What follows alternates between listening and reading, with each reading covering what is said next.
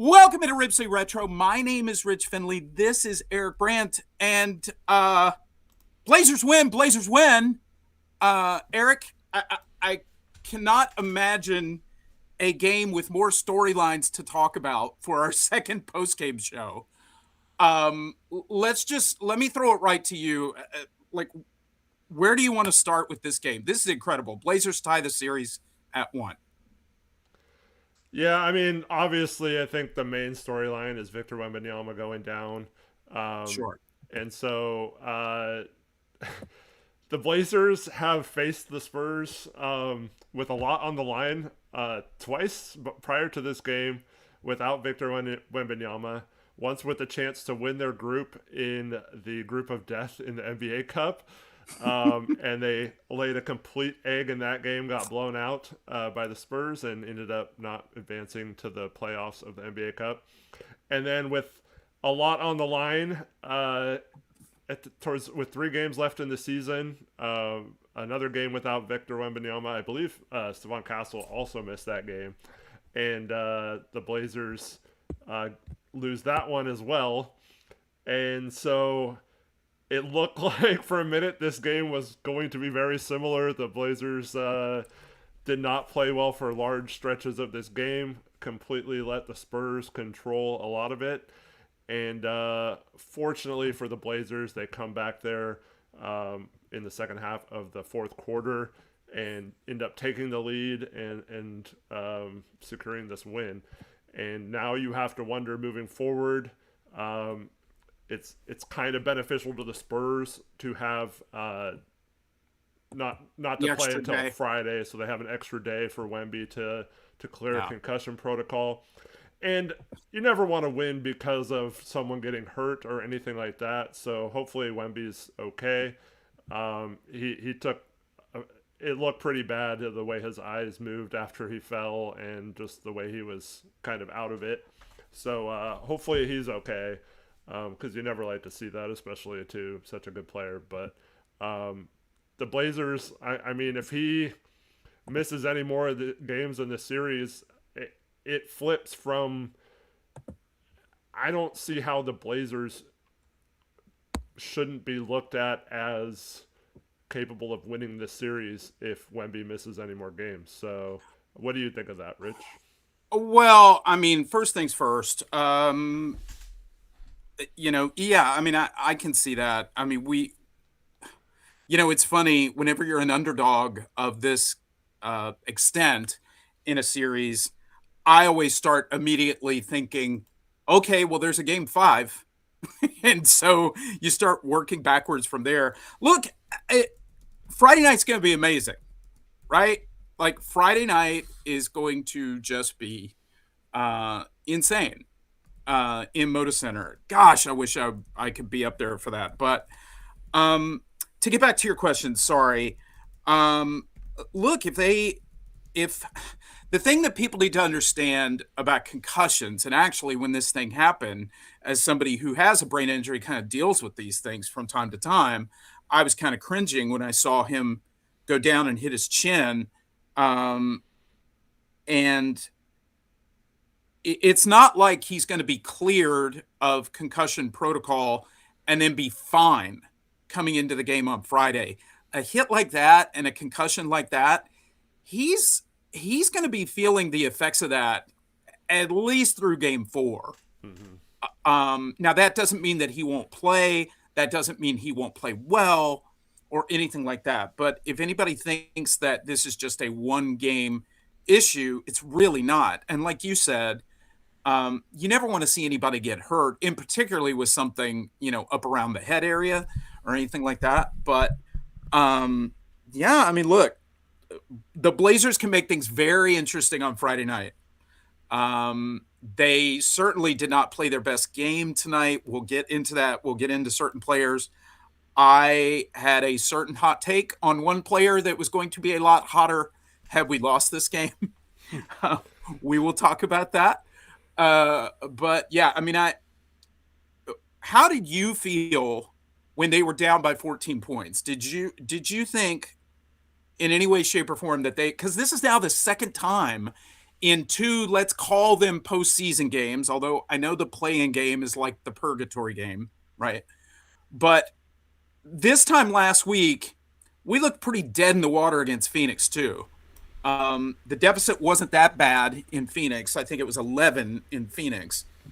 But this is the second time now in 3 games that this team has really looked like turnovers, bad decisions, bad rotations, and I don't really mean like defensive rotations, but bad lineups on the floor. It looked like those things were going to cook the Blazers, and they still found a way. I mean, I'm just so thrilled for them. I'm thrilled for everybody here in chat who are Blazer fans. Like it's an amazing win, and it literally is one of those like victories snatched from the jaws of defeat. Yeah, absolutely. And the Blazers almost kind of did that in game one of this series as well. Um, I think they cut it to like 8 or 6 or something, and it felt like, oh, could they do it again? But they just didn't have enough in that one. But yeah, this has been their MO a lot this year. Play, have some bad moments and get down unexpectedly, and then find a way to come back. Sometimes it happens, sometimes it doesn't. Um, but yeah, the other, I mean, I can't go any further without mentioning this, Rich. The other thing we have to talk about, the biggest thing of the game in terms of the Portland Trailblazers, is Scoot frickin' Henderson with an Unbelievable. amazing game. He was tremendous tonight. Everything you could have hoped for. He provided so much on both ends of the court. Was just absolutely awesome. Scoring the ball. He really, when we built that 13-point lead or whatever it was in the first quarter, he was a big part of it. And then he absolutely kept us in the game, just hitting some random buckets throughout the game. Had a really nice finish with some spin on the ball. Usually he throws it hard off the backboard in that situation. And Yeah. so just the progression of him to get to this point, it just a really good game from Scoot, and really propelled us to victory when a lot of other players really didn't help tonight. Yeah, I mean, obviously greatest game of Scoot's young career. And in the last game, when we met on Sunday, I was talking a little bit about, kind of questioning his feel for the game. And I also kind of felt bad for that because it's like it's his first playoff game. He did a nice job shooting the ball in game one as well. But today was just a completely different stratosphere for him. And, it, it reminded me a little bit of what I thought about him his rookie year because the team was so bad. I really felt like his first year or two in the league that the bigger the moment was, that the better that Scoot would play. I always felt like Scoot was kind of a bright lights kind of guy. Not that he will do that immediately. Now Yeah. he's done it in his second ever playoff game, official, if we're not counting the playing game. But he was. I mean, there are not enough superlatives for how he played today. He was in control. I don't feel like he rushed anything, and his activity on the defensive end, getting in the lane, disrupting things, tipping balls, like you're right. I mean, you really have to start. Scoop might be 1A and 1B in terms of who you talk about in this game. He was fantastic. Just and it did a wonderful job of kind of carrying the Blazers when Denny was getting off to a rough start, and obviously Denny never really got things going tonight. But that's what excites me so much about winning a game like this, because you have so many things to improve upon, but you can also look at it like, okay, there, like in these next 2 games at home, there's got to be a Denny bust out game coming at some point, right? So, like, I think it's pretty clear to say that we haven't really played our best basketball in this series. I mean, we've had great stretches, and obviously, what was it, 27-10 to finish this game was amazing. Yeah. But yeah, I mean, there's a lot. There's a lot to improve upon, a lot to hope for. Again, like I said, it's going to be a madhouse on Friday night. Yeah, I can't wait for that. And this is what I was hoping for. I was really hoping for a split so we could see how big of a madhouse it would be with the series tied 1-1. Hopefully, the crowd is still in it, despite Wemby not playing in Portland yet again, if he's out for Friday night. But Shams just tweeted, "Thank you, Lazy Panda, for sharing in chat." San Thank you. Antonio's Victor Wembanyama has been diagnosed with a concussion. It's pretty obvious, and will have Yeah. further testing on Wednesday. So yeah, we'll see. I just not that, and sorry to interrupt you. By the way, somebody made that comment in, in Don't our worry stream about it. last time. No, it's okay. I No, don't. I'll take the criticism. It's fair. I do it. no, Um, you don't. it's part of my deal, right? Like I'm so afraid I'll forget a point that I have a tendency to speed up and interrupt, and so I deeply apologize for that. But and now I've lost my train of thought, which is totally on brand for me. But I'm sorry. What were you saying? I'll try and find my point. See, I shouldn't have apologized. See, Yeah, that's the see, problem. just gloss over it. Yeah, Just talk, I'm whatever. used to it anyway. I can't think of it, so I'll get it. Go ahead, go. So I just ended the poll. I did a poll on whether or not the Blazers should win this series. We had 70 votes, Rich, and it was 90% that if Wemby misses the next two games, Portland should win this series. 90% of Oh, people in chat. Obviously, it's skewed being Blazer fans. But yeah, yeah. yeah, yeah, I mean, but I mean that's a that's a tall assumption on your part. I mean, literally tall assumption on your yeah. part. Um, we're just in a take it one game at a time. I do think there'll be an opportunity to take advantage of him not being at his best. It takes a while to shake these things off. So, oh, I know what I was going to say. Thank you. You helped me remember my point. When he went down, you never want to see somebody get hurt. And I was obviously, if he doesn't come back in the game, it's good for the Blazers. But if I were neutral, if I did not have a dog in the fight, I'm really glad that they did not put him back in the game and that the NBA has these protocols in place Mm-hmm. because, you know, 20 and 30 years ago, like very easily we could have seen Wemby come jogging out of the tunnel or something like that. And that's a really dangerous situation. So, you know, kudos for the NBA not being that kind of league anymore to do that kind of thing. But obviously, it's something that ended up helping the Blazers, but you never want to see that. So Yeah, I was kind of surprised when they ruled him out right away, pretty much. it was quick. But Yeah. yeah, like you said, kudos to them. And yeah, this is going to be another series that's possibly marred by a injury. Um, so I don't know. The Blazers could have still won this game. They were neck and neck with the Spurs. I forgot what the score was when it happened, but it was a very close game in the first half. Yeah. So the Blazers could have won this game, just like always going back to that. Um, was it the 2016 playoffs where the Blazers beat the Clippers, and everyone's like, "Oh, you only won because Chris Paul and Blake Griffin got hurt in Game 4."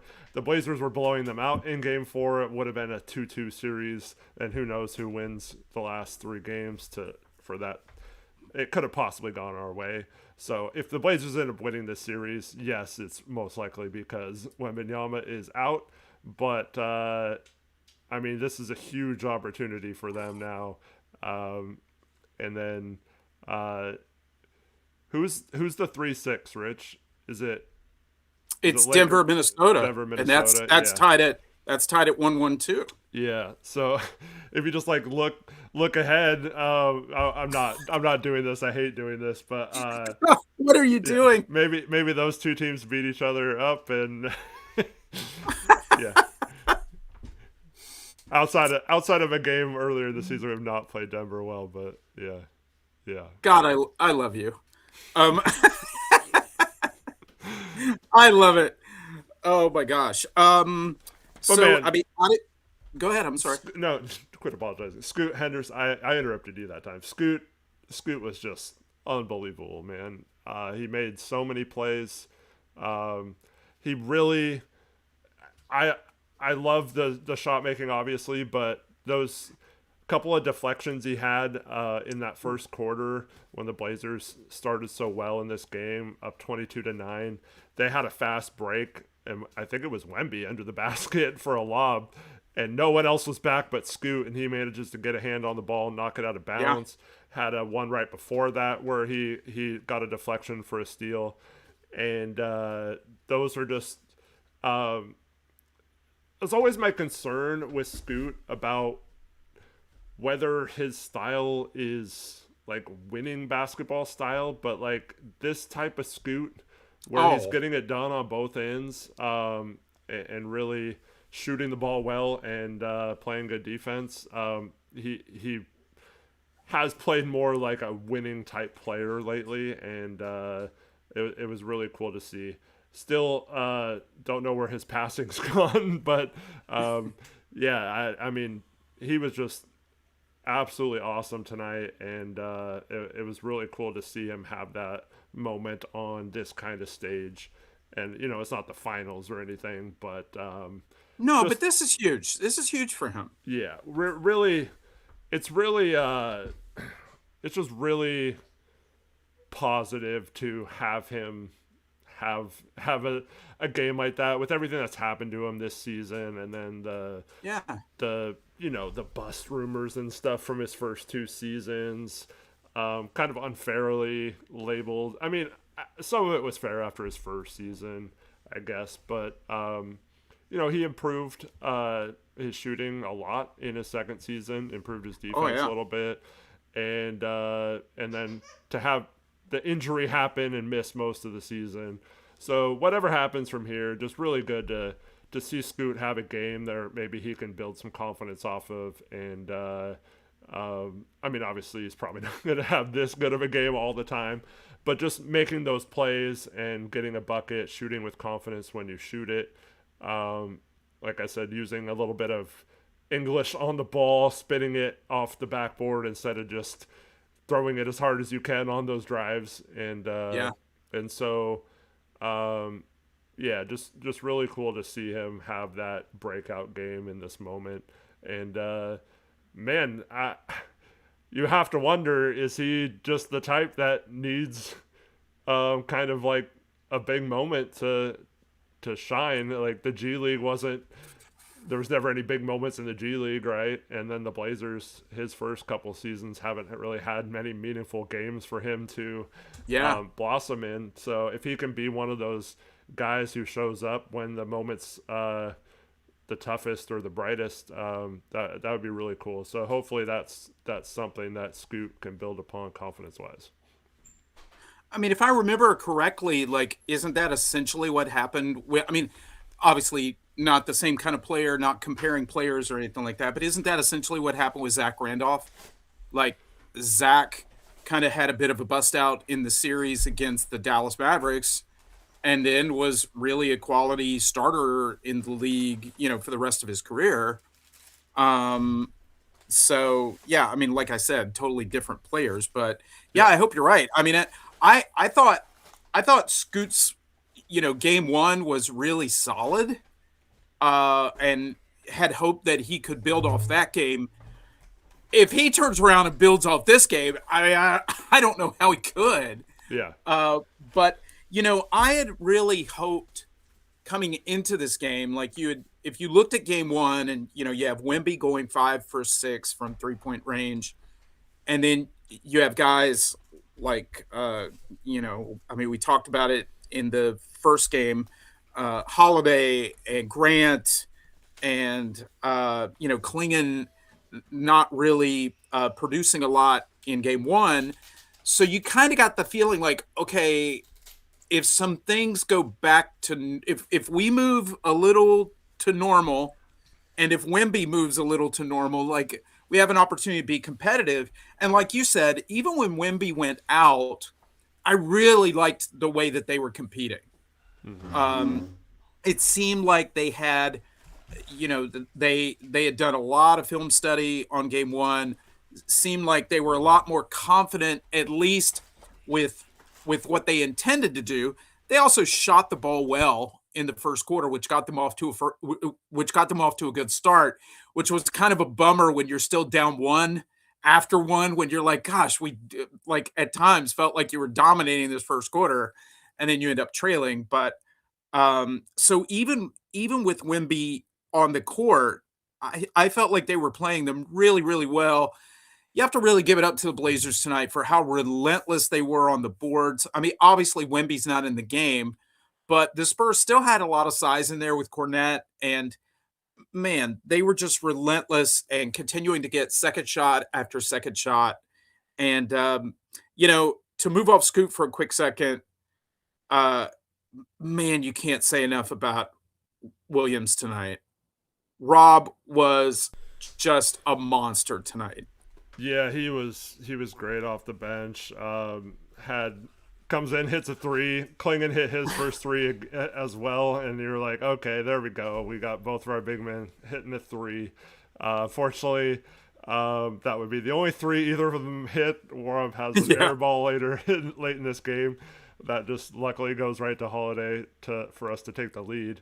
And then yeah, Klingon made his first three and then did not do well shooting the ball the rest of the game. But Rob No. Will, man, yeah, he came in. Um, let's see, he has 5 of 6 shooting. Just that air ball three is the only shot he missed. 11 points, 9 rebounds, 3 assists, 0 turnovers off the bench. Just a monster game. Just so good to have him around the glass. Oh man. Defensively, he was good as well. Just really, really good minutes from him tonight, and really, uh, I mean, there was one other player, I guess, off the bench, Sharp. I thought, I mean, he only plays 13 minutes in this game, Yeah. but I thought he had some good moments as well. 9 points in those 13 minutes, 3 of 5 shooting.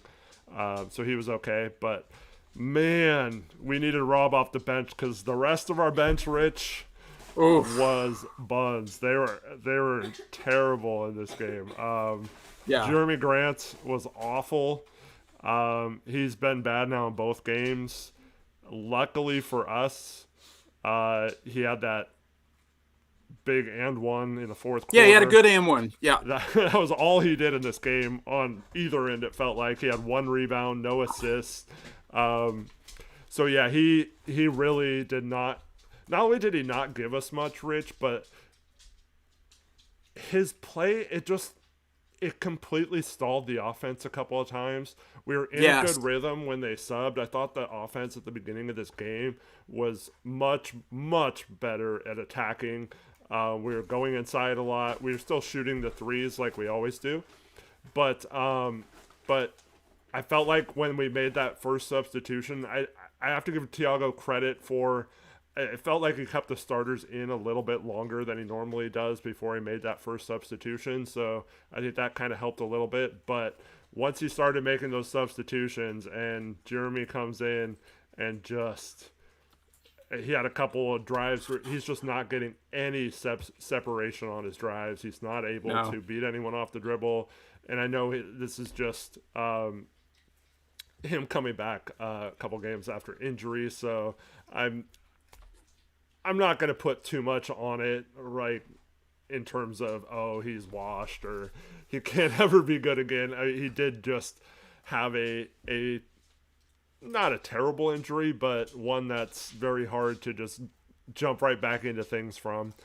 And so yeah, I mean, you have to wonder though if he gives us anything off the bench like he was at certain points in this year, like how how much easier this game and maybe in the future games would have been. And then, man, Chris Murray, uh, I just put in my notes, get Chris out, and then dot dot dot, and then later on I added please, and then man, he almost had that foul right before half. Luckily, it was like a Oh split yeah. second Well, after. wasn't that Tamani? That was Tamani, right? No, Tarico thought it was Tamani. He kept saying Tamani, but it was Chris Oh, Murray. okay. Yeah, Okay, sorry. but yeah, he does rebound okay for his position at least. But man, I was like, I'm not gonna bash Chris too much, but he also shouldn't be in the rotation, and unfortunately, um, he is a few minutes. He plays 8 minutes in this game. Three turnovers by Chris, just really indecisive when he got the ball in the paint, and led to him getting the ball stripped a couple times. So really tough minutes from him. And then Thibault only plays 10 minutes, and outside of a good block on a 3-point shot Hmm. in the corner up there, really struggled as well. He's had several bad games after he was. There was a point where it was like, okay, we need to re-sign this guy. He's definitely an 8-man rotation kind of guy, and he's Hmm. been pretty bad ever since. So he gave you 10 minutes of basically nothing. So to have three stinkers off the bench when we really needed a game from someone off of the bench, thankfully Rob Williams um, came in and provided that spark because no one else really was off the bench. Yeah, I texted you. I texted you during the game and said, I'm hating the Grant minutes more than I've ever hated minutes by a vet in a big game in my life. Right? That's Like, so weird, though. he was so brutal. I think it was 0 for 8 to start, and I think the and one was the ninth shot. Look, I know he's coming off an injury, but man, those minutes for him were brutal, and it also seemed like whenever he was trying to be aggressive and go to the hole, not only did it disrupt our offense and lead to no points, but it also seemed like every time he got the Spurs going in transition with the quality or lack thereof of his shot, and so it seemed like the Spurs always were off and running with every Jeremy miss. There were a couple of times that he fell down when he missed. I don't know if he was foul baiting at that time or just kind of got off balance those couple of times. But yeah, those minutes were brutal. Obviously, like move on, forget about. And now, actually, I'm thrilled he had this game because we won. Because one thing that I firmly believe is we will get a real quality Jeremy Grant game somewhere this weekend. Mm-hmm. Whether it's Friday, whether it's Sunday, Jeremy's a prideful guy. I think he's definitely going to want to come back and make amends for a performance like this. But this performance was brutal, brutal. Yeah, I mean, he did have those two big threes at the end of the Suns game, right? That's when he Mm-hmm. hit the threes. Yeah. Um, so, And he had man, that massive dunk in traffic in game one. So but it's that's pretty not much like all he did he's in game one, too. right. But what I'm saying is it's not like he's hobbled out there necessarily. You know what I mean? Yeah, I feel like he's, it's not working out to have him like be like, because there's times where Denny's not in the game and we just give it to Grant like he's supposed to create like Denny does, and he used to be able to do that a little bit, but it's just not quality possessions. And we had several possessions in a row where it was just, what are we doing on offense? And I almost feel like right now he should literally just be in the corners, just standing there and spotting up from three. And you get a kick out, you're open, shoot it. If not, just kind of space the floor, because that's really the only thing I feel confident with him right now in this series, because he's the way he's being defended, he cannot drive, and it's just everyone's just standing around watching him get nowhere, and then we have to throw a bad pass or throw up a bad shot, and yeah, it's a shame because I mean he's had some really good moments this year. Sometimes where it's like, okay, you can see how he fits into the rotation moving forward, and hopefully it's just the injury, just making him so he's not 100% right now. But yeah, right now, uh, just don't want to count on him for ISO plays at all because it just bogs down No, the offense. no. Before we keep going, I think I saw a couple donations. You want to catch us up there, and also just say hi to everybody in the chat. Yeah, what's up, As everybody? I said in game one, I can't really read it. If I could maybe get a second screen one of these days, I'll be able to do that. But just hello to everybody in the chat, and just quickly while you're grabbing those, Eric, welcome. You know, this is the second time that we've live streamed. Thanks so much to all of you guys who were here for game one, who watched the video after the fact, who clicked like on the video. And if you haven't already, please give it a like. You can always take it back later if this sucks. But we got the most likes in the history of the channel on the last video, which was great. You guys were awesome with the super chats and all the love towards Eric and things like that, which was great to see. So it was a wonderful kind of launch to this channel, actually attempting to become like a big boy channel and do things more regularly. Now that Eric's going to be here full time, so just so grateful to all of you guys for helping us out with that episode on Sunday and for you guys being here tonight. How many people are in here right now, Eric? Oh, we got 130 people watching, so Nice. nice. Thank Yeah, you guys so much. yeah, awesome to have Really you all. appreciate it. Yeah. So Peter Hollins had the first super chat. It was LFG. Let's effing go. Chat. Nice to see a win. Thanks, Pete. Yes. Very nice to see a win. Just awesome. I was so happy they won this game because the tone of losing this game after Wembanyama went down and the Blazers looked like they were going in the wrong direction. They should have been up by a lot more at half, Rich. I felt like Yeah. they missed a golden opportunity to do that when they got super sloppy, had a bunch of turnovers and just bad possessions in that second quarter. Luckily, it was still tied at halftime. They come out in the third quarter just abysmal. Miss a bunch of shots, bunch of bad possessions once again.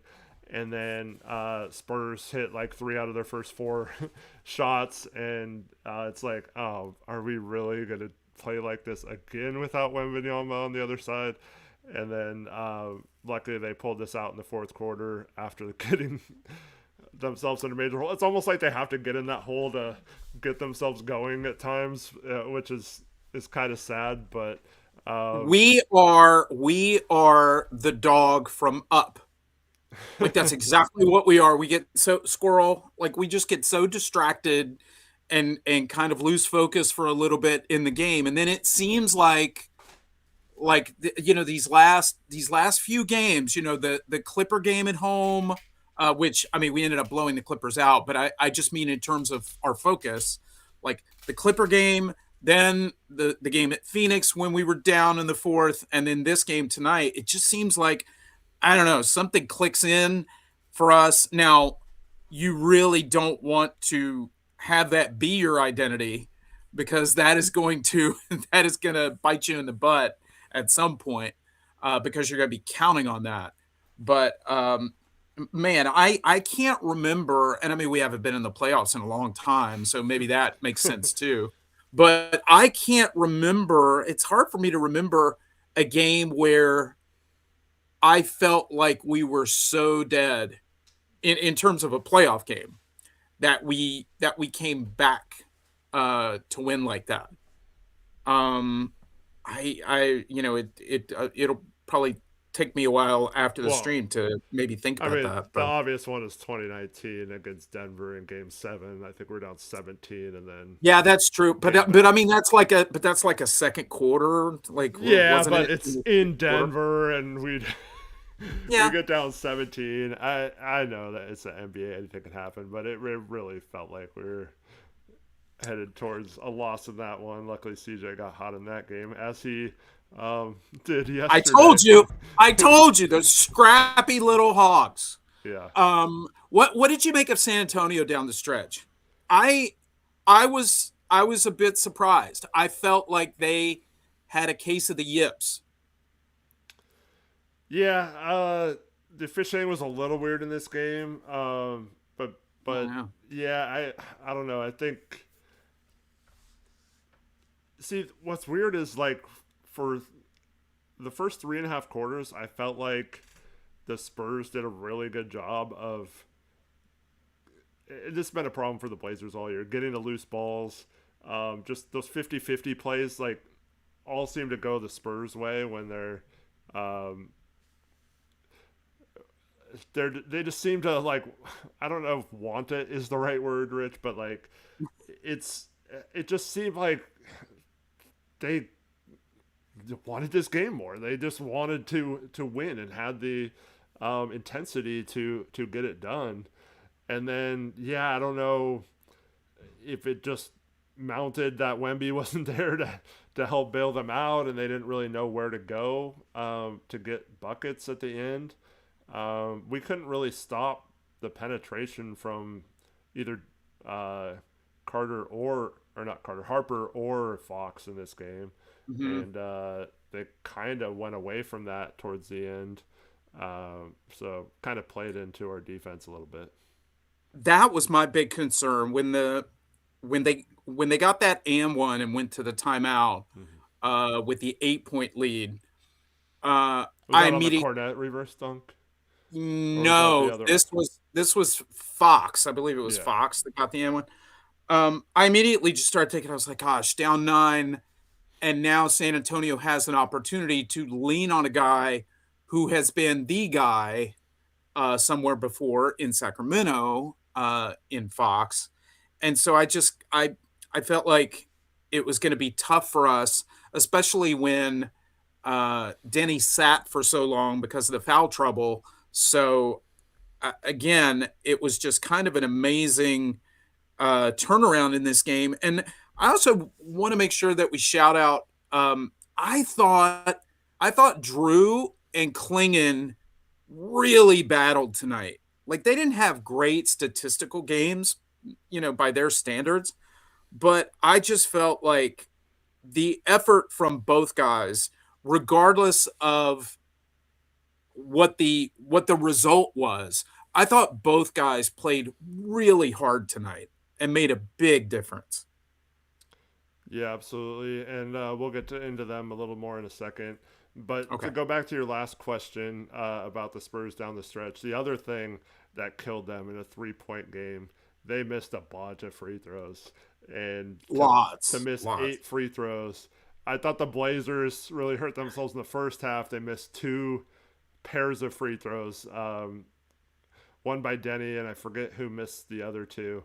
But Well, so I think in the second half, Scoot missed two when he should have had an AM one. yeah, and Um, so yeah, it worked out for the Blazers, but the Spurs hit a couple of those free throws. Vassell misses a technical free throw when the hey, ball momentum. don't lie. Yeah, Ball uh, don't lie.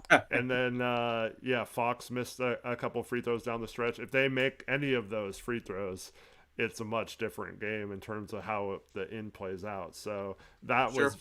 was crucial, and that's not something the Blazers controlled or anything. They just got lucky that on the road the home team missed more free throws than them tonight, in a one possession game. So thankfully for the Blazers, they missed a few possessions. We also got a super chat, $20 from Mike Worst. I'm gonna mess up his name.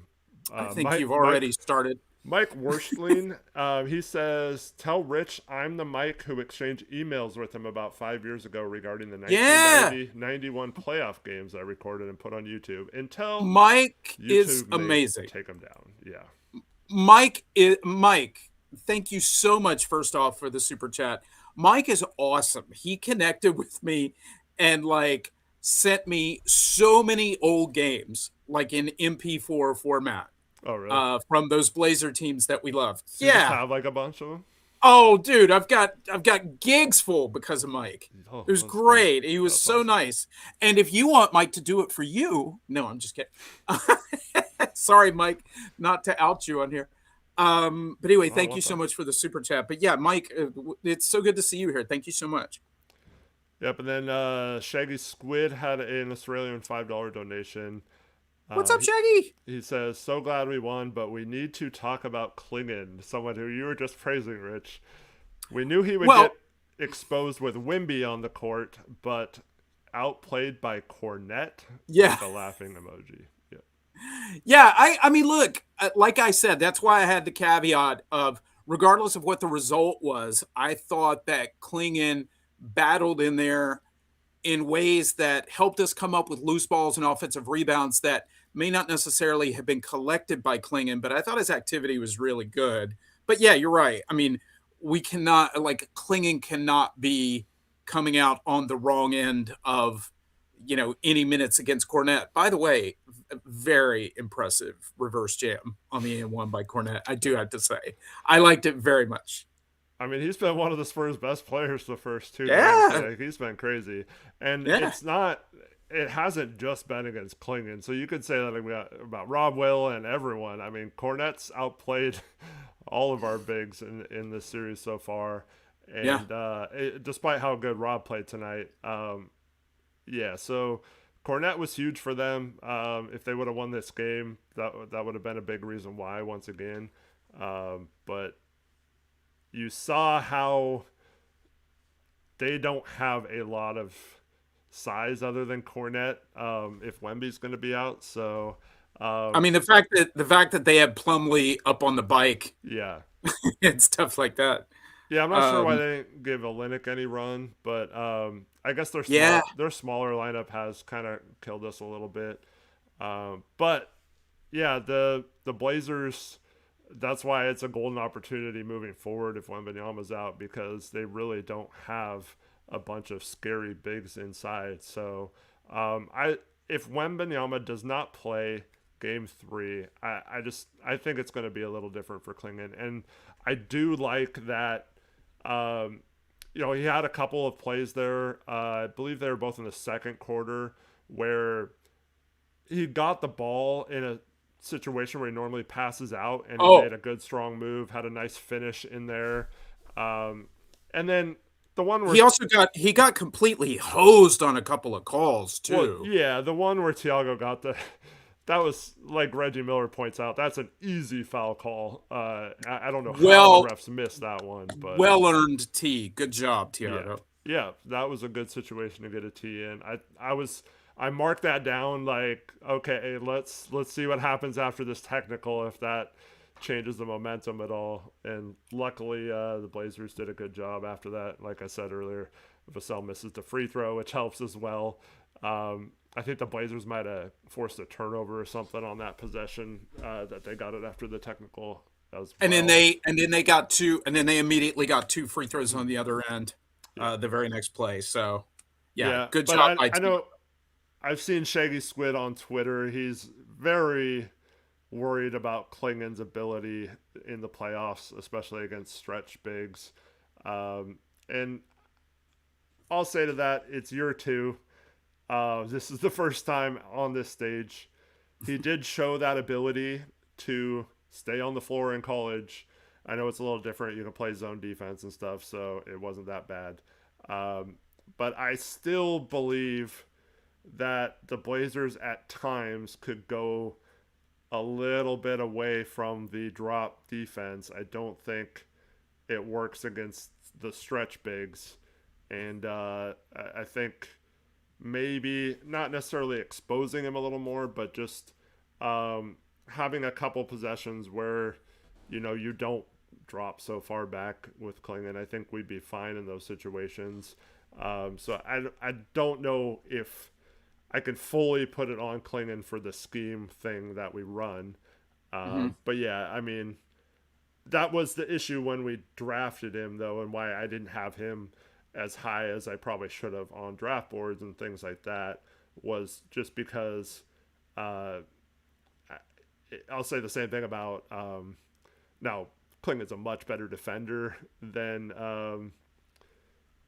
why am I blanking on his name? The Memphis center, the big Memphis center. Oh, Edie. Yeah, Zach Edey. Thank you. Yeah, Zach Edey. I'm the one with the brain injury. He's a much better defender than Zach Edey is. Yeah, But that was my problem with like kind of both of them, and would they get hunted in the pick and rolls in the playoffs? Um, I don't know. I don't think that's really hurt the Blazers that bad in this playoff so far. I think it's much more hurt by the fact that Klingon has been camping at the 3-point line a lot, and that's been taking him out of offensive rebounding position a lot. yeah, And so when he went inside a lot this game, he didn't necessarily get a bunch of opportunities, but he was around the rim to possibly get those offensive rebounds. So I think it's more how they're using him on both ends. I don't think he's the type of player that can't play in the playoffs like you seem to think. And once again, totally fair and valid point until he yeah. It's a proves fair point, Shaggy, for sure. till he proves otherwise. I guess you can roll with that. But I mean, people forget how young this guy is too. Like, let's give him some time to learn the NBA game a little better. I think we got a little spoiled with how good he was defensively right off the bat, just coming into the NBA.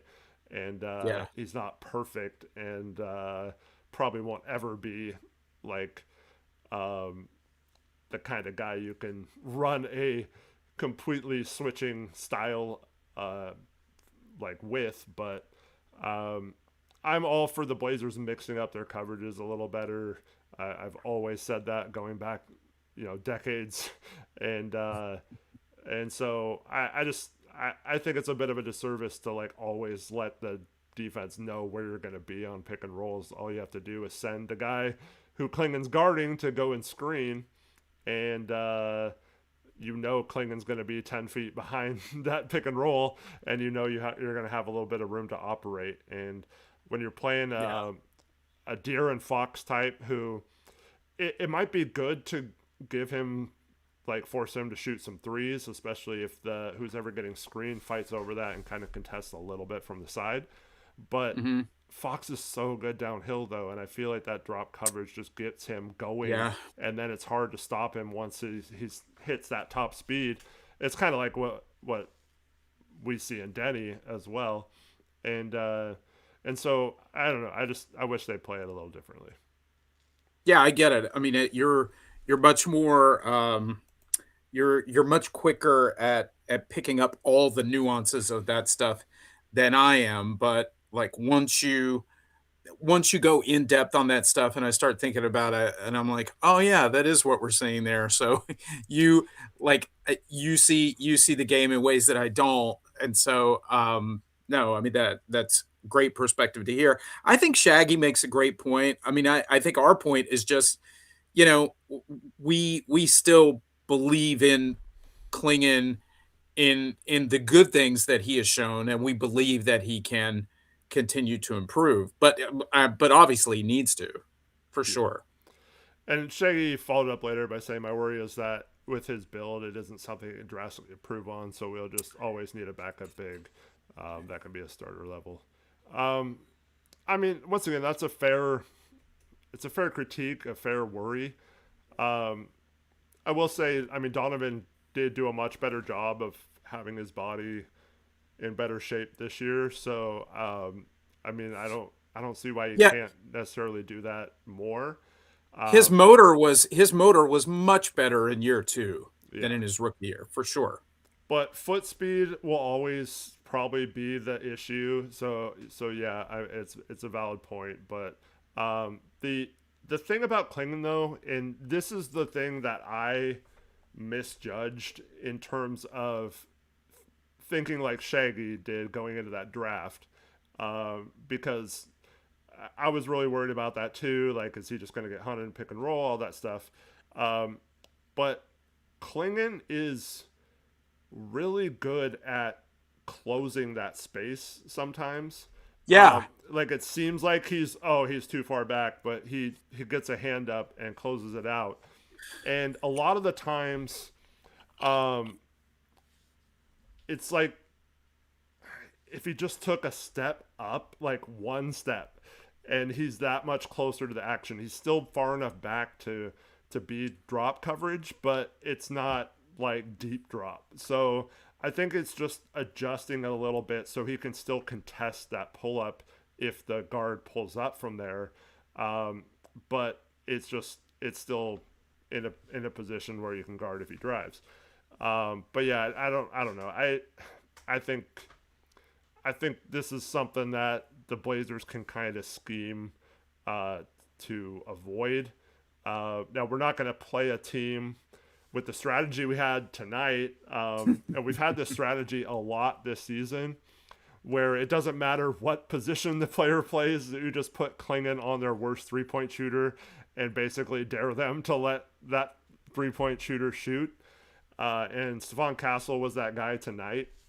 He hit a couple of threes in the first half. Seemed to be fine just kind of living with that strategy. It hasn't worked out in games and it has worked out in others. But that I don't think they're going to go away from that strategy that they've had most of the season now. So, yeah. Yeah. Um, do you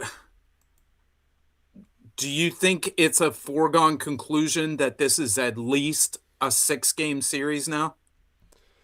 I think it's a wait and see about Wemby, but I mean the Blazers should hopefully be able to take one at home. Yeah. And so that makes it 2-2, and they lose home court advantage, but that means they're guaranteed to have a third game at Moda Center. So yeah, I don't see any reason why this should not be a 6-game series now that you stole one of the first two.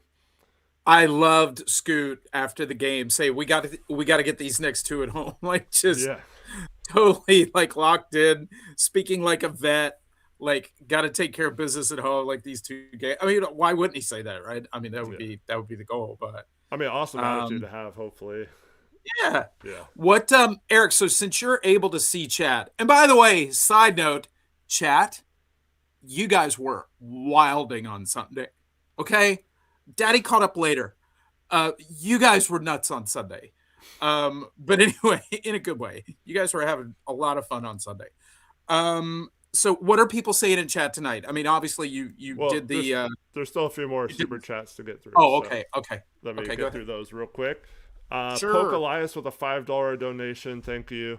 Thank you. Says rotations tonight were painful. Oh, from your mouth to God's ears. You're not wrong. The starting lineup to start.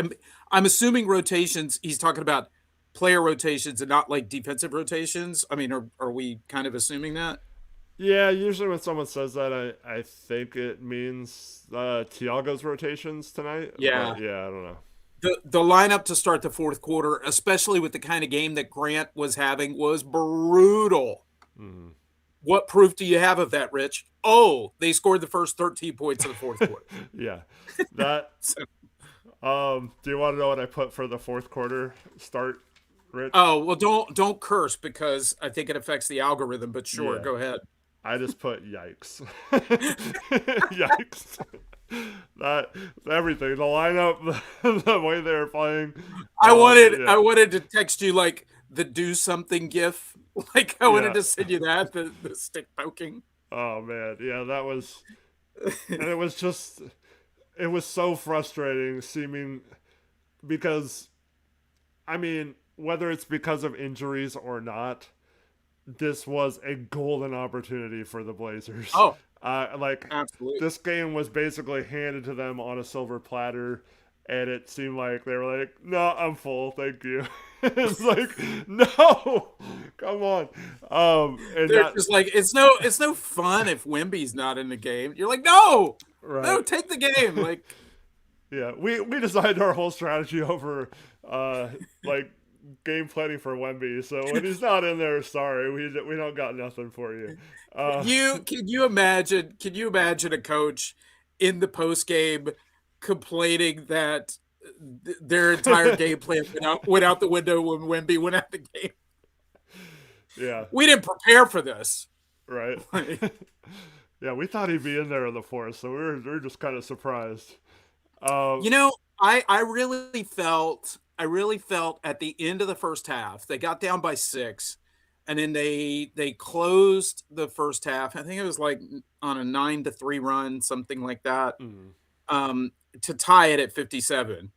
And I really felt like, okay, like, it's a tie game, but we now have the best player like on the court in Denny, and we really have an opportunity here. And so I really felt like, okay, we should come out early in the third and establish ourselves and start going to the hole, try to get in the penalty early. And we let the Spurs immediately go on a run to start the quarter. Like you said, like the starts of quarters have not been super great. So yeah, it just this team, man, like sometimes they make it so hard on themselves oh and yeah, all of us.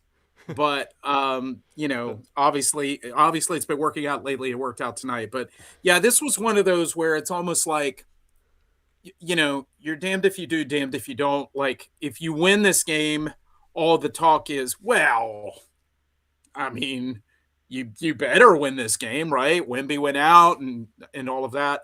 But if you lose this game, then it turns into, oh my gosh, you didn't take care of this opportunity. So, it was almost one of those games where it's like, okay, like you said, it's a golden opportunity. Let's just not blow that opportunity yeah, and take advantage of it, because I I just when it comes to like young teams like the Spurs, right? I mean, we're young too, but um it's just fun. It's fun, like seeing what young teams in the playoffs for the first time. It's fun watching what happens to them when they get a little bit of pressure put on them. Like, do they respond? Do they fold?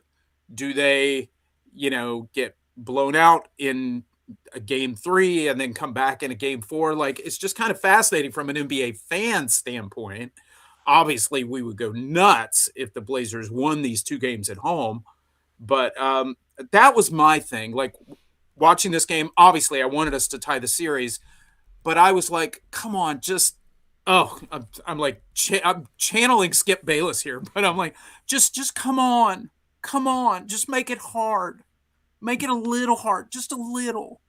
Uh, but that's what I was feeling. It's like, come on, let's just make the Spurs feel some pressure. yeah, Like, I want to see us jump on them in game 3 and get out to like a 10 or 12 point. I mean, we got out to a 10 or 12 point lead tonight. The Spurs responded, but I'm talking about on the road with the fans in Moda Center, not chanting "Ole, ole, ole." Did you pay attention to it tonight? Did it bug you just a little bit tonight? By the way, why are they doing that on offense? Like, as a Spurs player, your fans are chanting "Ole, ole, ole." Like, I they don't just know. want the Matador defense, right? Yeah, I guess. I guess that's a great idea. But anyway, yeah. So I'm super excited for Friday night. I really want to see how the Spurs respond, and I want to see how we respond. I want to see how we respond to now having home court advantage. And like I said, I I'm always looking for storylines and things like that. And winning a game like this when you have so many guys that have got to be chomping at the bit to get back on the court, like Jeremy, like Donovan.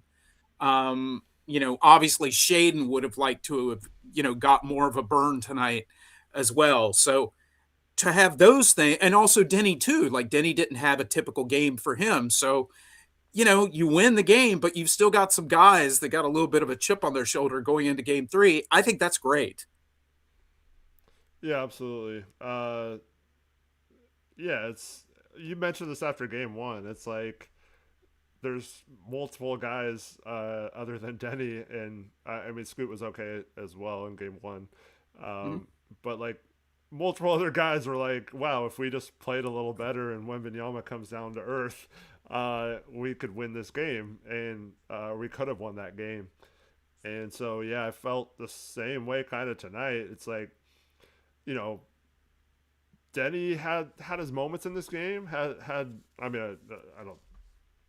It was a decent game. I wouldn't say it was bad. I wouldn't say it was like No, it great or wasn't anything. bad. But Yeah, it just wasn't typical for him. man, yeah, like he could have a better game, especially now without Wembanyama in there. And then yeah, we have so many potential players that could play better than they've played, and then if you add that to some players that are playing well too, um, yeah, I do think that's a recipe for something you can maybe look forward to seeing in these games. And you know, it's only natural to play a little better maybe against or in your home arena, Oh especially with yeah. how it's going to be rocking in there. Most, I mean, I would even say, you know, the last couple playoff series. Um, well, I can't say the last couple because 2020 was in the bubble, and then 2021 was The uh, Denver series. the Denver series, but it was still like where there was limited um, seating and stuff. I believe it still Oh wasn't yeah. full capacity, and even when it was or it got back to that, it's I don't know. It's been a little weird since, and then of course, since that moment, we haven't had any playoff games in the Moda Center. So, um, just really looking forward to that game. And now that we're tied 1-1, I think it's going to be absolutely insane in there on Friday and Sunday. And if we win Game 3 and Oh have a chance to go up 3-1 in Game 4, that place hopefully can propel them to a victory because that's going to be an awesome atmosphere, I think, and hopefully the Blazer players step up. yeah. I would love to be there for the all of the love and the ovation that is going to be put upon Scoot Henderson when he is announced in the starting lineup. That's going to be a fun moment for anybody that maybe in chat that's going to that game or anything like that on Friday night. Like, I'm jealous. Like that'll be an amazing moment. Yeah, Salem Souls is getting ahead of himself, just like I was earlier. And what's crazy, if we win this series, we got Joker next. Um, yeah, I mean Maybe, they maybe, might have Anthony Edwards, although he's kind of banged up too. But yeah. yeah, um, yeah. So Dame back for the Western Conference Finals. Can we like? Are we back to that? yeah, Are we back to that? right.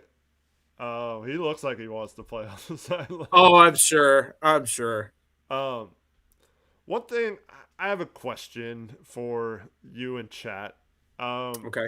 I just there's something that is occurring with the game plan, and it's baffling to me. And I wish someone could explain this to me. Like I've tried to figure out why this is, but it's just I'm confused every time I see it. And I mentioned earlier that Donovan Clingan has been starting the games on Stephon Castle, trying to get him to shoot 3 pointers, or like kind of being like, okay, we'll live with the 3 pointers, right? Okay. That's been their strategy when Klingan's in the game. Hmm. Um, my question is, Rich, we had times where we went small and had a guard or a forward guarding Stephon Castle. Um, when that's the case, we play way up on him and try to pressure him up top, and he just drives right past the person or muscles into them and gets an and one or gets to the free throw line. And I'm so confused as to why we'd want him to be wide open shooting threes. Like that's our strategy. But Hmm. when we don't have Klingon in the game, it's like, oh, we got to play him like he's like SGA or something. Like we have to like get up in him. Like he's gonna drive. He's usually not gonna pull up for a three. Why would you get so far out into him that it allows him to get around him, or allows him to like go around and get to the paint? And so I'd love to understand why that is. Like it's not like we're getting him to turn the ball over or anything like that. Um, and so and he's a good passer too. He averaged what, 7 something assists this year. So Yeah, I think. and then I noticed that with all our players towards in the fourth quarter when we started losing this game and it looked like it was slipping away. It was it kept like we get way too far on Fox. We're pressuring him like 5 feet behind the 3 point line, and that's the type of guy that's going to kill that kind of coverage. And he Oh gets by yeah. you, and then you're chasing him, and then he uses that stop. Sometimes he gets fouled, or then he like puts on the brakes, and then you go right by him because you're chasing him so hard. I just it played right into their strategy without Wembenyama to guard over guard on the perimeter, and I did not get it. And then you combine that with the silly fouls in the fourth quarter and getting them into the bonus with 5:08 to Yeah. play. I really thought that was going to be our undoing. It's just very confusing coverages. I just think that to your point uh, about their strategy, it almost seems like this was something that they had worked on since Sunday, and a strategy that they were going to try to do with the idea that Wemby's going to be in the game for these, and they figure the ball not in Wemby's hands and take your chances with the guys, like Castle driving to the basket, and then use our size to collapse and try to disrupt things that way, get our hands in the passing lane, things like that. But again, when he's not in there, you hope that your coaching staff is going to quickly tear all that stuff up and say, okay, here's the situation that we're presented with right now. But I don't know. But it happened enough times tonight where it did kind of catch my attention a little. Like, okay, we clearly have some intentionality to doing this. I just don't know why we're doing this. Yeah, and it's So, maybe it's a better question for chat than for me. well, I mean, But it has happened all season. I mean, we've overplayed since the game one. yeah. It's that's been our mo this season. It feels to me like the Blazers, if they just had a keep everyone in front of you type defense without Wembanyama, I feel like that would be the most effective thing to stop the Spurs. And instead, we're letting two of the better downhill uh, playmakers and finishers like get that downhill uh, like going, and I just think it's a horrible strategy. I think if they just adjust that a little bit, if Wemby doesn't play, I think they can maybe really do some damage on defense and really Well, limit how much they can score. and now that you've got them in a situation where they're tied in the series and have given up home court advantage, so I would rather I would rather see their competency and their confidence with shot making from the outside than getting an opportunity to roll to the basket, maybe get free throws, get to the free throw line, build your confidence that way, things like that. So yeah, I would much rather see young, inexperienced guys in this situation. Obviously, you take Fox out of that situation. Harrison Barnes too, who I mean, seemed like he suffered a pretty significant injury in the game with his wrist. Um, but when it comes to their young guys, like yeah, I would much rather see them trying to score from over top of the defense, especially now that they're in a situation where, they're in a 1-1 series and they're going to be on the road. I would much rather, you know, have them prove it to us from Yeah, the outside. Yeah, much rather see that. yeah. Let me get caught up on a couple more super chats. Sure. Thank you everyone for donating and just for being here in general. Appreciate you all. MGJJ has a $10 donation. Says, "Hi Eric, welcome Rich. Hope all works out for everyone. Go Blazers." Aw, thanks. Echo, Appreciate yeah, that. thank you. Um, SR Bierman says, $10 donation, says, "Good job on the live and all the success. Thoughts on Drew?" We haven't really talked about Drew too much in this. Yeah. And thanks for the donation. Go ahead, Eric. Um, man, I guess it ended up working out because we got the jump ball, and then Tamani inexplicably just catches the ball on the jump ball, and then that's a rejump, I guess. I Yeah. don't, I don't, I don't know what the official, because I thought for a second I was like, oh, that's a rejump, and I was like, wait, why is that a rejump, Rich? Like, why, why can we commit a violation and then, um, speaking of violations, well, that just reminded me of something. Can you not get a freaking free throw violation in a playoff game, Tamani? Come on, dude. Like, Oh, yeah. come on. I thought you were going to point out the blatant push that got negated because Shaden started the dominoes. Like that call, I was just like, oh my gosh, like that call is crazy. I was trying to think when I saw this. You and I have been watching basketball a long time. Can you remember, like, what is the maximum amount of rejumps that you've ever seen? I think the most I've ever seen it is like 3 times. They had to rejump because the ref just was like overthrowing it way too high, or Yeah, things like that. I think I don't know. three is about the most Yeah, I've I seen. felt like I've seen that before, but Yeah, yeah, yeah. I don't know exactly. But yeah, But Drew, he asked about Drew. yeah. So Drew Holiday goes 6 of 17, so does not shoot the ball good once No, again. Does have 9 assists, but 5 turnovers, man, and some of them were pretty bad.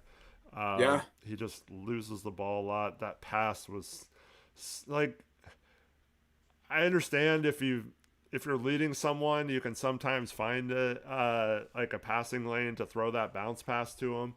Um, I like that pass in a lot of situations, but with the angle he threw that from, there's no way he thought that was a good idea with all those people in the paint right there and the no separation between the cutter and him, and his defender. So I was like, dude, come on. And he's had some very untimely turnovers this season. The Orlando game where he just loses the ball in front of oh, him, and then Desmond Bain hits the three, and that really could have killed our momentum. And then we um, almost lose the jump ball, and then we win the jump ball, and then I think we ended up hitting a three out of that possession or something. So it all worked out, I guess. But man, those turnovers have been killer. But I still feel like he's having a positive impact on the games, despite not having like a ton of, I don't know, again, not big production. assists. I Yeah, mean, he was. I singled him out earlier too when I was talking about. I thought Drew played really hard. There was just something about his presence on the floor, even though his stats were not stellar. But it just seemed like, in terms of getting them into stuff, calming things down just a little bit. Once we got down big in the fourth, like I just his presence was felt to me. I will say this about the turnover.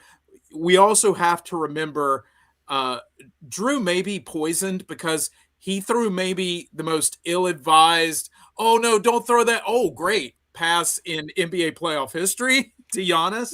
yeah, that's true. I mean, it's also a really good target if you're Yeah, throwing it. yeah, But yeah, so I mean, he is definitely not someone who is afraid to take a chance with a pass. yeah, that's for sure. But don't make that bad. it's one thing if What you're did you lobbing to Giannis, but so another if you're trying to hit like even if Tamani catches that ball, like what is he gonna do in that situation? yeah. What did you by the way, what did you make of running time at the end and not taking the layup? Uh Thank goodness Tamani hit both free throws. Yeah, exactly. I thought the exact same thing. Yeah, I was like, I was like, this is typically not how this situation goes ever. Like Like just obvious, the basketball gods typically bring a brick in there somewhere.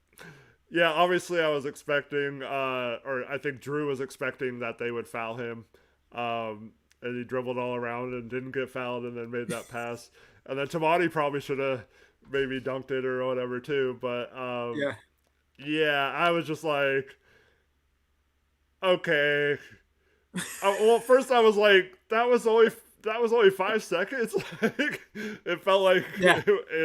we ran off more time than that. So It yeah, felt it felt a little it felt a little Houston, Utah. You remember that game? yeah, yeah. Many years ago. There Uh-huh. was, for those who are too young and don't know, there was a playoff game with the Houston Rockets and Utah Jazz where I forget the exact situation, but it was like an end of game situation, and the timekeeper let like 13 seconds go before they started the clock, so they were giving the Jazz every opportunity to Right. score, and they still didn't get a good shot off. Yeah. That was amazing. But anyway, But yeah, so I was like, oh man, and then going back, so I'm gonna skip ahead a donation here real quick, okay. because uh, well, I'll just go in order because Medina had a $2 donation. Thank you so much. He says drop a like, and yeah, we're not gonna beg for them or anything, but if you're enjoying these post game shows with Rich and I, or just want to show your support, really appreciate the like. And once again, I said this last stream, but we really appreciate the super chats and stuff. But if money's an issue for any of you, never feel Oh, like you have to donate to us, or you have to do any of that. We'll always be grateful for them, but we're never dependent on them, or I always kind of feel bad when people give us money just for nothing. well, But um, and also, like you can at the Rip City Retro name in chat to try to catch your attention yeah, for a comment or something like that. So but yeah, but yeah, definitely. thank you so much for those who do donate. Though it's awesome. You know, just a little side note. I just wanted to bring this up. It was my mom's 88th birthday yesterday, Oh, happy birthday to and you. yeah, so it was my mom's 88th birthday, and I was talking to my mom, and her health has not been super great. She fell and broke her hip last year, so it's been a little bit of a rough go. But I was talking to her before, and I was like, but because there are more birthdays in the rearview mirror than there are in the windshield, right? And so I just said to mom, I was like, Mom, what do you want for your birthday this year?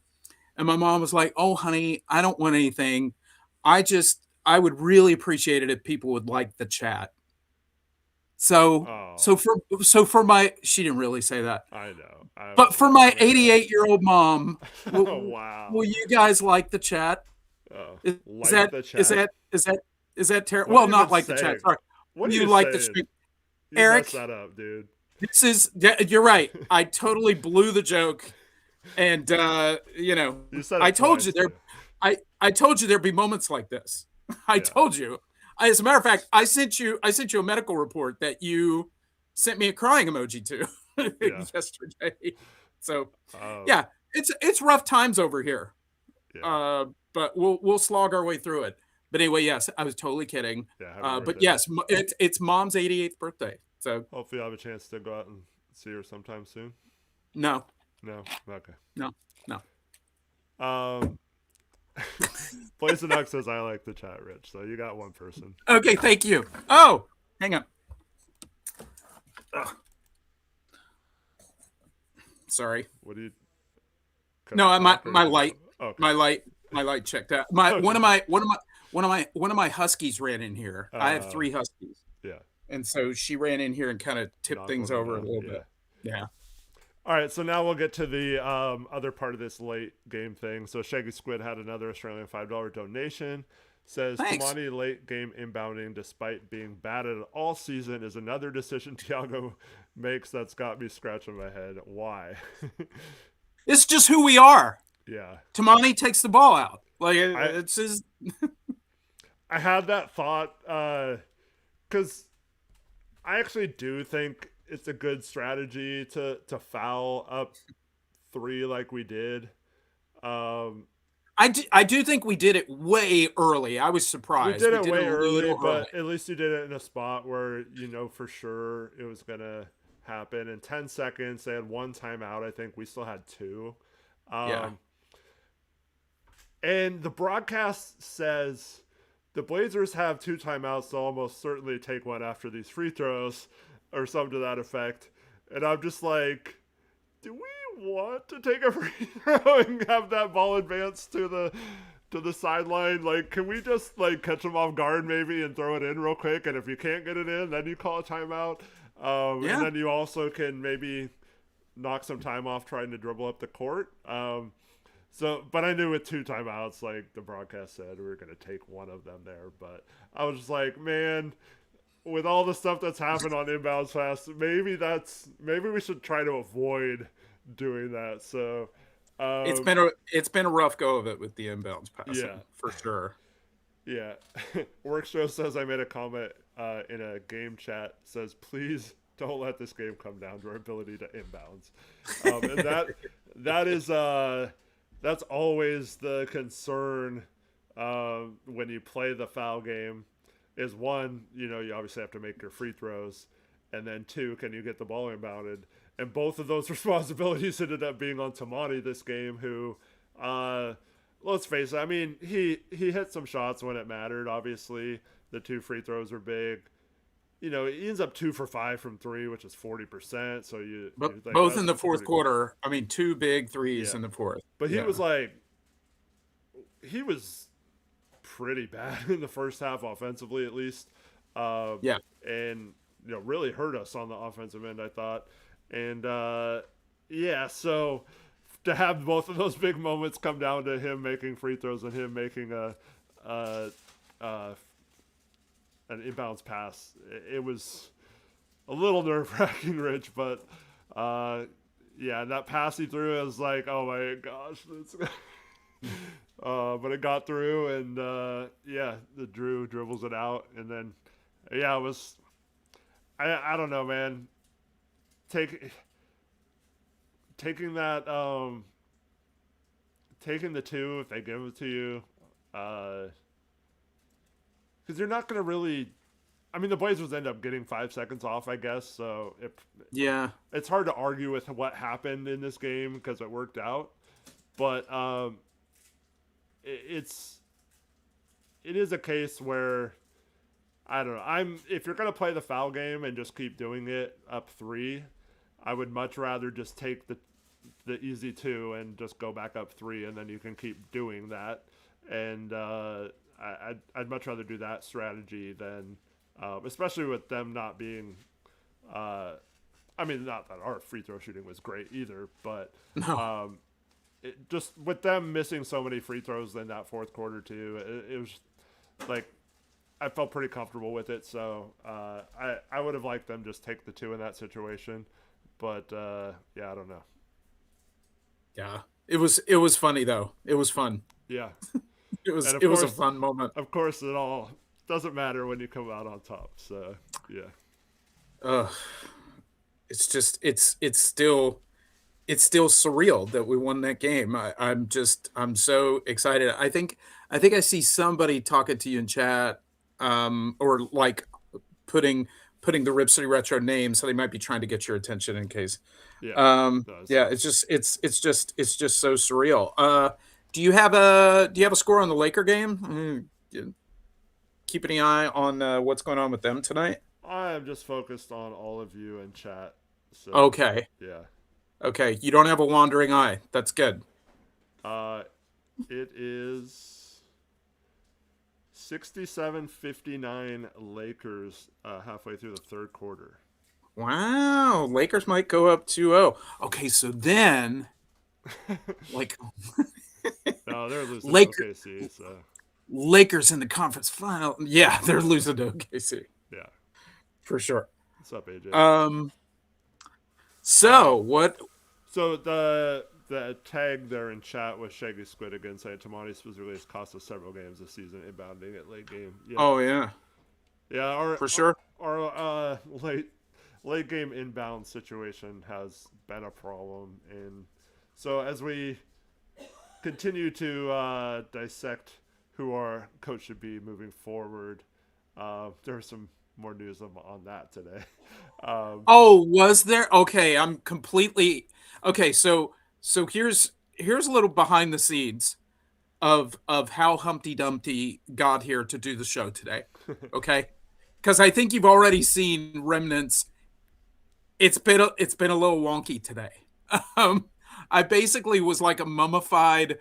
I was in a tomb today, basically, just like resting and tried to get a nap and make sure I had all the energy in the world to be able to watch the game and then come here that's and good. Yeah. be with you guys. Well, because of the way things work up here, like it takes me like days, quite frankly, to recover from an adrenaline jump from doing the game one post game, and so that's why I told chat in the beginning of our game one stream, like, hey, I'm gonna do the best I can, but there gonna be some entertaining nights. And I don't drink or do drugs, but there are gonna be some nights where people are like, is he all right? Um, but so just did everything I could to be able to be here today. So yeah, it was a lot of work getting to this point, but and completely on brand with that. Where were you going with that? What was your the direction you were taking us in before that? I'm sorry. I'm sorry I stepped on that. Oh, Oh, you were talking about like news today. I'm You wondering said where that there you're was going with this. no, no, Not no, not no. me. I You're no, I you're got trying to it. No, flip I this no, back I onto got where it. I'm going No, no, no, with. no, no, no. Oh, I got it. I got it. I got it. I found it. I you were found it. I you were found it. just AWOL You all you day is said what you were you saying. said there was you said yeah. I mean, I was out of it all day today, but no, you were saying there was news today, and I had missed that news. So what is that news? Well, it's not really news, but so Quick had an article. It was kind of pro Dundon, um, Oh, which okay, was kind of interesting, I guess. And okay. then yeah, there So was is it like a wait and see, give the guy a chance, that kind of thing? it was somewhat like that, but it was more along the lines of this guy's just trying to cut unnecessary things. It's not like these things matter in terms of on the court product. And then it came out that I don't know if this was in this article, but I saw today that Dundon wants to go into the luxury tax next year.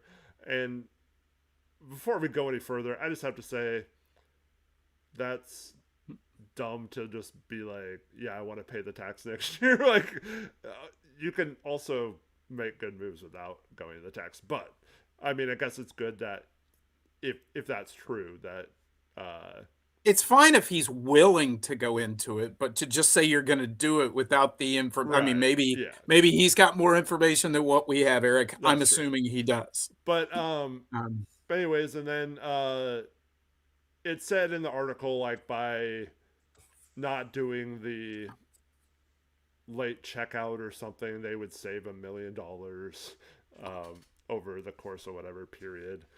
over the course of like an entire season? I don't know if that was a whole season or a certain time frame, but yeah.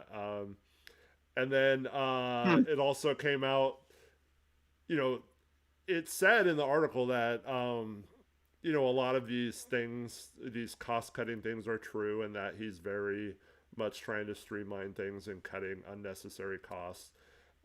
But also, it said that the rumors about what he's trying to do with the coach are untrue, and that he Oh, is trying to get a top coach, and said he reached out to both Mike Malone and Tom Thibodeau.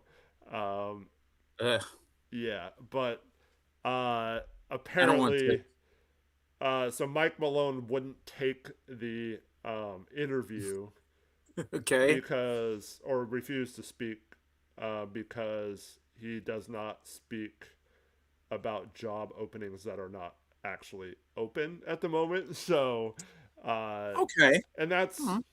that's kind of a thing in the NBA. I mean, obviously, some people. What's up, Clays? Have a good night. Some people um, will break this, but there is a little bit of a code in the NBA that seem to follow that um, it's kind of like an unwritten code that you don't interview for jobs if the job isn't available.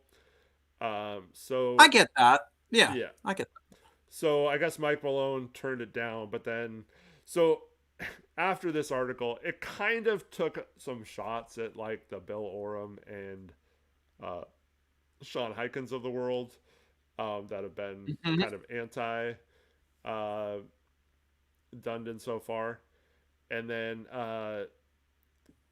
but then like Bill Oram said, yeah, they offered him half of what North Carolina offered him or something. And I mean, North Carolina offered him $9 million, so at least it's four and a Well, half is more than one and a half or whatever we were well, hearing how did before. they? But But wait. So are we saying I that they don't know. offered him? They offered him that sight unseen, no interview. I don't Like, know yeah. I that mean, that's a little. right. So yeah, now it's like split off into this weird facet of You have or these two two facets. camps. So you have one camp that's like, dude, just give the guy some time. Like, you know, Wait and see. Yeah. he's just trying to be a businessman and cut stuff that doesn't matter. And Hmm. yes, some of it is matters for those people involved with that stuff getting cut, or if your position goes away or whatever. So yes, I understand that, but like, And then which the other well, side is trying to say that Dundon is trying to doge the Blazers. Like, just no. So the first camp still is like I mentioned last stream when we were talking about this. It it ultimately comes down to whether he builds a winner on the court. yeah, whether we So win or not. Right. if he gets like a Giannis and goes into the tax and we have all these great players and we're the 2 seed or something next year, I don't think anyone's gonna care that some of the employees have earlier checkout time. Like other than those employees. And I'm not saying that to be rude or anything. Like I think you should take care of all your employees, especially if you own a $4.2 billion franchise.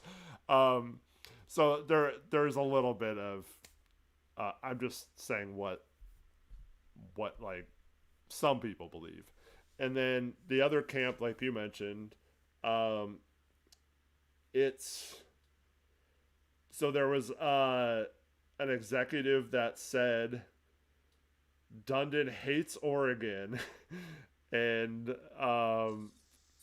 it's kind of that back to that fear mongering. He's just trying to piss off the Blazers organization and Portland and Blazer fans to the point where they turn against him and then he can justify leaving. So it's just more ways to fear Mhm. monger, I think. So yeah, Okay. Huh. but yeah, Interesting. it is, and um, then Hopefully you're right about the coaching though. yeah. Hopefully they are willing to spend more. And then the shot back, yeah, was that basically like we have all these media members that, as Workshow points out in chat, we have all these media members that were very, very pro Jody and Joe Cronin, and very much praised a lot of their the things they did or didn't do, and Hmm.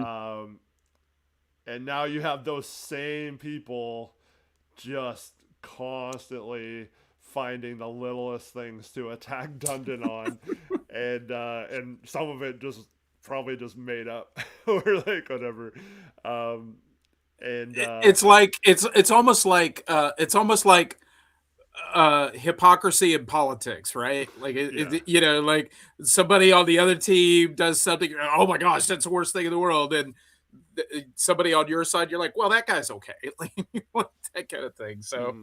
oh, that's funny that the As same people are yeah. doing that. That's funny. Well, as Shaggy Squid points out, Orem and Hyken like never criticized the previous regime, and now we're like a few weeks Mm. into this new one, and they've been constantly harping on like, Oh, what is this really? new owner doing?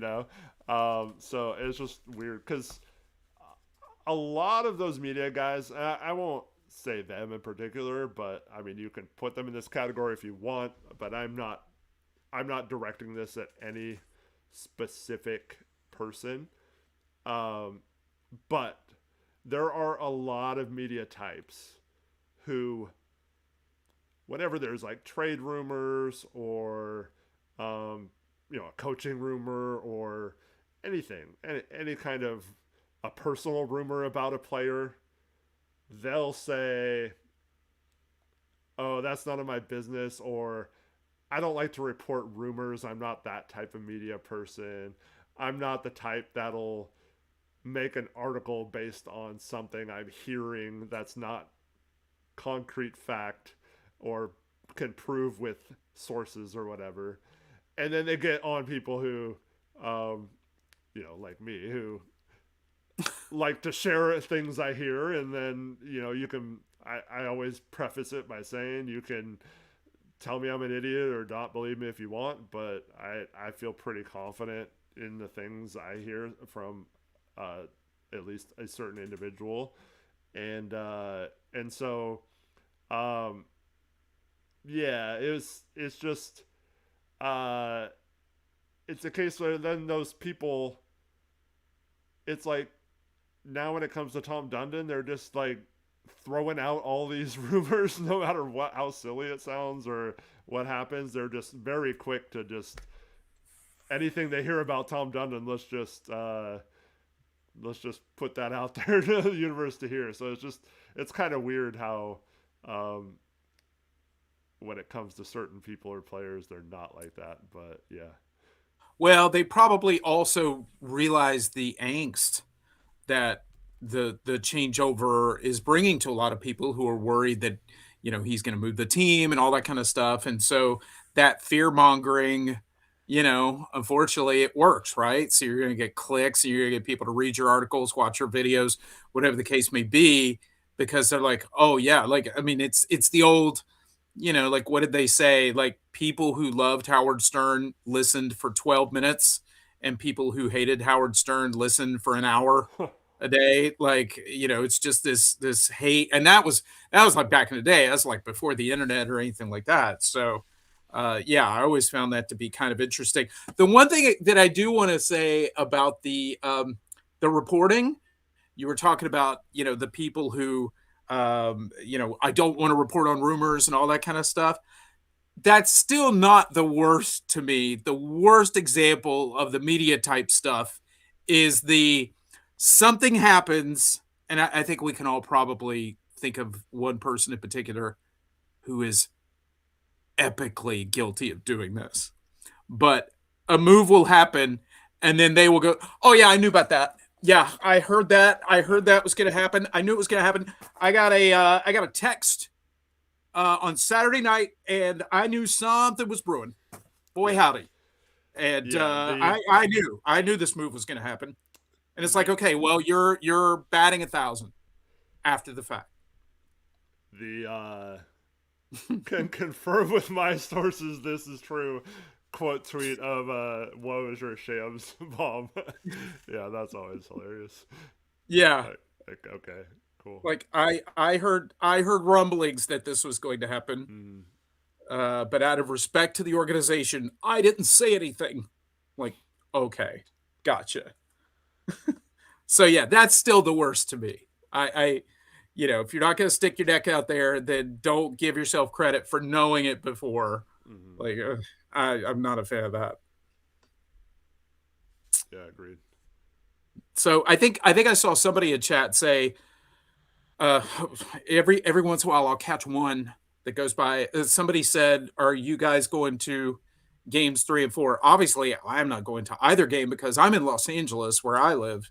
Yeah, But what about you, Eric? Either I game a possibility now? I mentioned this last stream. I could have gone to one or both, but unfortunately, kids' sports take priority, especially on Friday night when I'm the coach of my daughter's basketball team, and the practice is from 6 to 7. Game starts at 7, so I had to bow out of going to the game, but that does mean that I'll be able to watch the game fully and also um, be right here for the post game show directly after that game instead of having to wait an hour because that's how long it takes me to get home from a game once it's over. So, as Good. much as I want to go to a game, would love to be there for game three.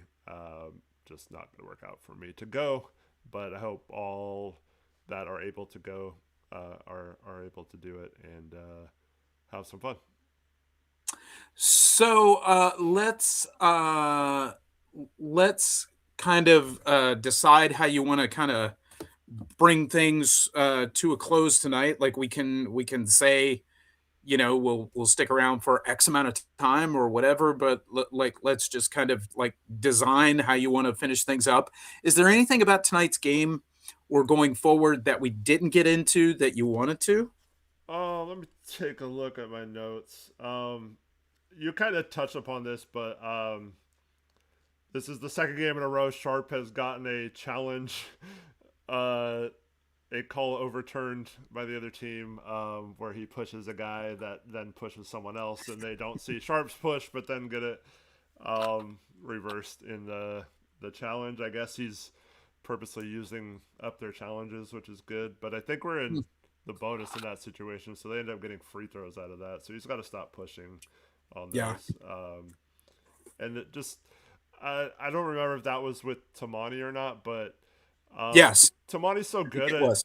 at accentuating that contact anyway. So like you don't have to push the guy into it. Tamani can maybe play up any contact on his own without the push. So just don't don't push them and don't get those silly fouls. Um, and then the other thing is I wrote this down when we were this game was kind of slipping away, but there was a fast break where Sharp was wide open for a lob and they missed Oh it, and I yeah. was like, no, like he actually cut towards the basket, and yeah, just yeah, Yeah, there was that play. There were a couple of lobs that were like way too high. not catchable at Yeah, all. One to Williams, I remember, one to Klingon. So yeah, I mean there were a lot of this game was like dating a schizophrenic. There were just so many like amazing and crazy and scary and then jubilant things over the course of this entire game. It was like multiple games in one. So um yeah, yeah. what a crazy ride tonight. Yeah. The other thing, I wrote this down in the second quarter. When I mentioned earlier, the game got a little sloppy for the Blazers. They looked really disorganized on both sides of the court, and they had this problem a lot more in game one. They did clean this up a little bit, but it did rear its ugly head in the second quarter, and that's just the people not getting back on defense and a lot of open opportunities for the Spurs just simply from people not recognizing and adjusting back to their guy or picking up an open guy or in a couple of cases not stopping ball as they drove down. Um, so yeah, Blazers still need to clean that up a little bit, especially if we're going to play a different style of San Antonio Spur team because Yeah. without Wemby, they're going to be doing a lot more of those driving, dribble handoffs, pick and rolls, and just trying to get downhill a little bit more. And also, I'd expect them to maybe push the pace a little bit with Fox and Harper because those guys are good at getting out in the open court. Yeah. So yeah, just got to do uh, a really good job of getting back in transition. There was that one play in the first half where Jeremy shot like a free throw line jumper and fell down, and Mhm. Drew should have gotten back quicker, but he didn't, and they got an open shot out of it. Um, yeah, we see your test, Lloyd Neal, in chat. Maybe that's the real Lloyd Neal. His test? I just Like, said test. okay. Well, someone else that donated with a funny name last time. Oh, Also that's said right. test. Yeah. Uh, anyways, Lakers are up 7 at the end of the third quarter. Wow. Looks like they might take care of business tonight. Go up 2-0 in that series. That'd be crazy. And this is just a. I don't want to harp too much on this. Still hope. Oh, He had some really big impact plays on defense, hit a three, did some good things out there. And yeah. once again, he was picked 14th in this draft. Blazers had the 11th pick at one point.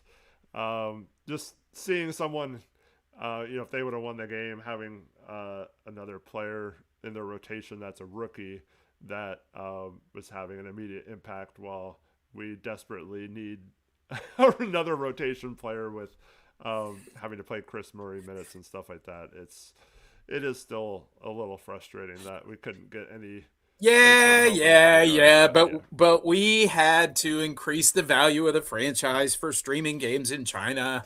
I guess we wouldn't have the Panda Express group involved with ownership if that didn't happen. Exactly. Yeah, So you wanna like I don't know. I don't know how to necessarily open it up to chat if you're constantly watching chat. Like if chat has any funny questions for us or just some direction to take us in. Uh, Otherwise, we can kind of, give them like I don't know. When would you like to wrap up? yeah. You want to We'll just do a you want to few more give them minutes. like you Yeah, want to give them like a 10-15 minute warning unless we go yeah. down Let's give some a 10 rabbit minute hole 10 minute or whatever. warning. Yeah, that sounds Yeah. good. So what do you guys? Not to go all Cody Rhodes on you guys, but what do you guys want to talk about? Like, what is going on? So game three Friday. Oh, I mean, this is a huge game for Portland season. Um, I hope my concussion goes away by Friday. yeah. That would be great. Obviously, the Blazers could lose this game and still. I mean, it's not the end of their season or anything, but No, um, yeah, I do. Uh, I do hope that the Blazers come out. That would just be such an awesome feeling if they won that game with then a chance to go up 3-1 on Sunday, and really put the Spurs in a tough situation.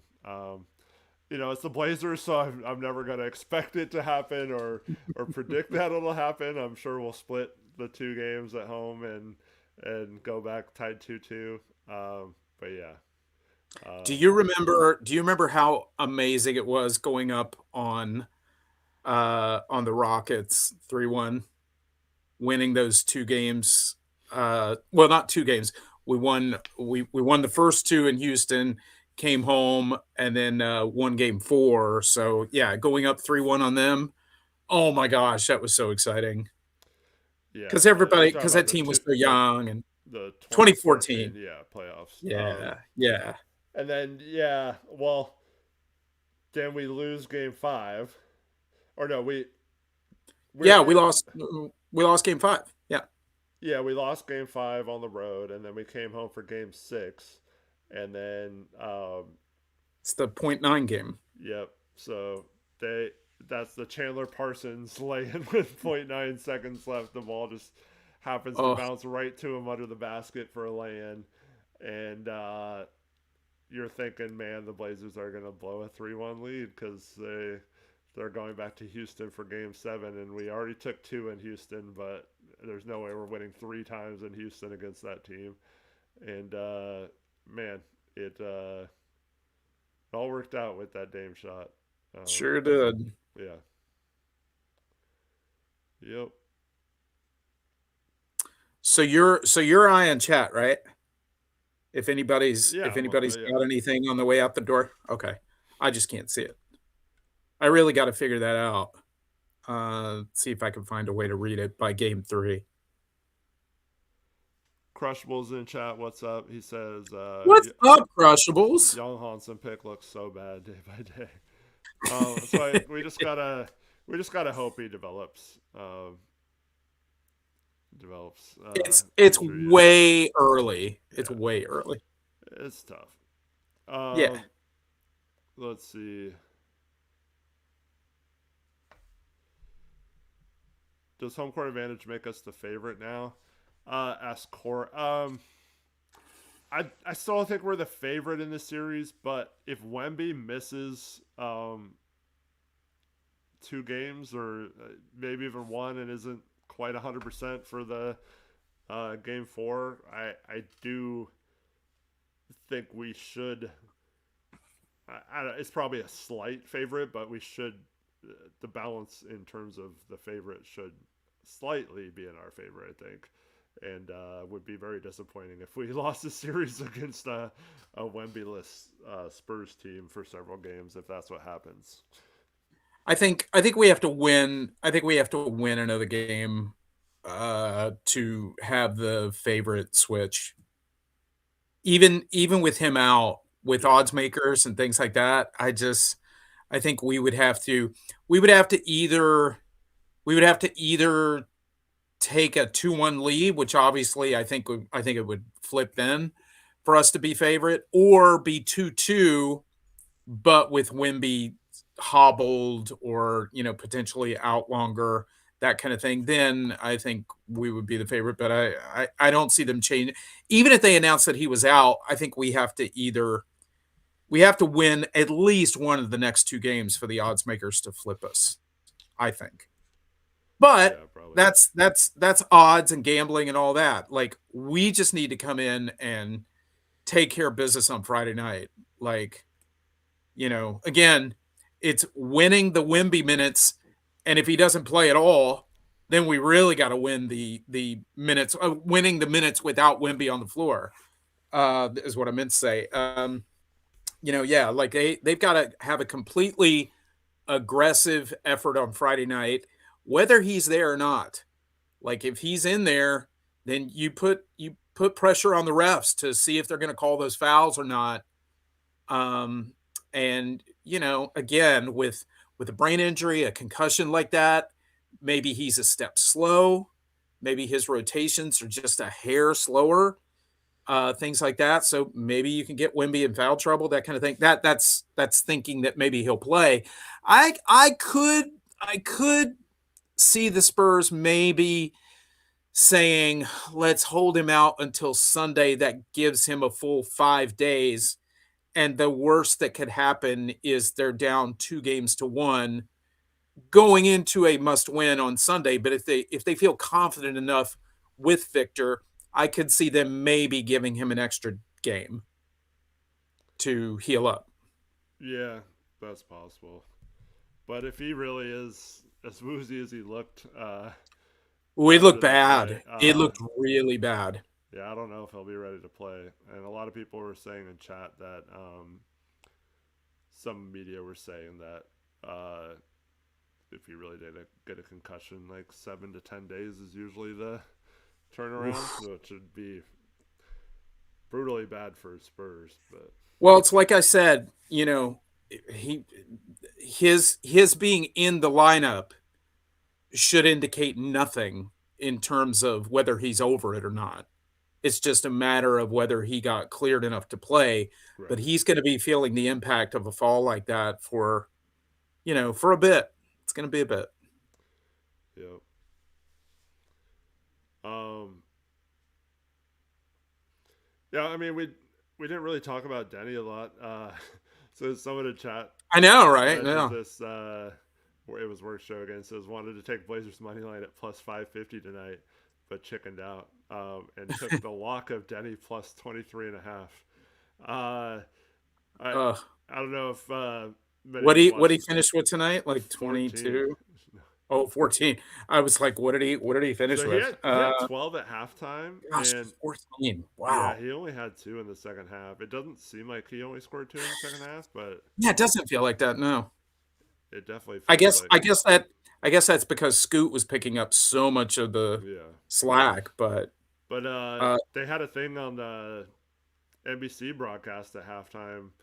Uh, they do their gambling partnerships, and it was um, one of them was Denny over under 25 or something in the second total points in the game, and at halftime he had 12.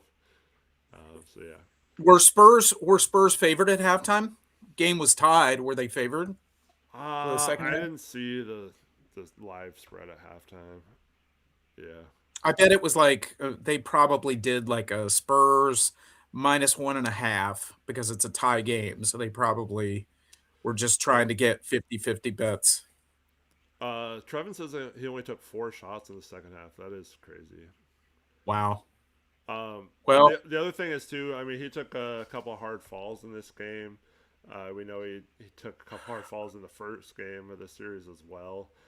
yeah. So, and someone in chat earlier, I forgot who it was, but they said that he was seen uh, mouthing "my back hurts" or something at one point. At when Oh, another oh. team was shooting a free throw, um, and I don't know. At this point of the season, I'm expecting Denny to try and tough it out, but yeah, it sucks if he's banged up. That's definitely an equalizer if he's not able to drive and stuff like that. But It's yeah, that another injury. It's another injury I know a lot about. yeah that was Oh God. the Blazers. That was the last thing we didn't really talk about that I wrote down. They need to find a way against the Spurs team in particular. Um, some of those times where they just try to drive on the Spurs and it's just not happening, and they just try to force it. I don't know if they need to move some people around a little bit, maybe start from a different spot, have a screen at a different angle or something. But they just could not seem to get many advantages, and then especially when once Wemby was out and Cornette, whenever he had to sit and they went small and had like Carter Bryant at the 5 or whatever, they were just able to switch all screens, and a lot of those guys could keep Denny or whoever in front of them, and Jeremy especially. It just wasn't creating any advantage. The Blazers need to find a different way to attack it against those kind of smaller lineups, I think, in this series. Yeah, I mean, we definitely there were times where it just seemed like and felt like we just got too deep and got in trouble and didn't have any backup plan. And then there was some really awful passes that led to breakaways for the Spurs going the other end. So, yeah, I mean, it's almost I don't know if if you want to have like somebody following the cutter to have a little bit more action going on, that kind of thing, like a simultaneous action almost. But yeah, it was kind of brutal tonight. Like Grant had some rough ones. Drew had that one that I think you mentioned earlier, where he got pretty deep in there. So yeah, definitely got to clean that. And again, they won tonight. I'm so Yeah. thrilled that they won because Denny had 14 points Mm-hmm. and Grant like had a whopping 3 points on like one of the most brutal games that I've ever seen by a veteran in my life. And I mean, there were just so many brutal performances. I think what did you say earlier? Holiday was like 6 for 17 Yeah. or something like that. So I mean, you know, we got we got a lot of guys that you got to feel or at some point things are going to click for them. Mm-hmm. So again, unbelievable that they came back to win this game tonight. This would have been a really bad loss, particularly if, I mean, obviously, if they cut into the lead and it gets close and they lost the game by like 5, then you're lamenting, well, why did you lose your focus and concentration for so long Yeah. that you ended up going down by 14 so that cutting to 5 doesn't mean anything, right? So, you know, the fact that they were able to come back and win this game and still have so much to hang their hat on. I guess the last point for me is about that is, man, the rotations just gotta be better, and they need to be more situational in terms of who's having a good night, who's having a bad night, that kind of thing. I mean, I understand players need to have some stability in terms of what minutes they can expect. But at the same time, like if we have an opportunity to snatch a game away and get home court advantage, like we kind of need to do whatever we need to do. And that lineup to start the fourth quarter tonight was brutal. Yeah. I mean, part of that, I guess, isn't Splitter's fault. He can only play some of the players. A lot of people in chat were saying earlier they wish Beat was given a Yeah. chance to maybe space the floor a little bit, but maybe Is they're he just not is he comfortable with is he his injury situation yet or something. I don't know. is he healthy? I don't. That's what I'm saying. Like maybe he's active but Still not banged up, fully active. I don't know. like emergency situation, Yeah, that kind of thing. Yeah. maybe. I mean, they did play him a minute in the last game, but Lazy Panda says I have to say I love how physical we were, but it reminded me of the 2000s Pistons teams. Um, yeah. Uh, I'm trying to get somebody to make an appearance on the stream. Come here. uh, Come here. Shaggy Squid Come says, here. "How do you think Dundon feels about having to pay for another flight to San Antonio for Game 7?" Oh, it's brutal. Can you Yeah. imagine if he has to pay for the next round? Oh, Yeah. Well, at come here. least Come here. Come here. in San Antonio, he's it's closer to his home base. It's easier for him to get to the games. Maybe he can justify it Oh, that way. okay. Which one is that, Rich? This is Hannah. Uh, She's kind of all over the place right now. Come here. Come here. Come here. I just want chat to see your beautiful face. This is my girl Hannah. Hello. Hello.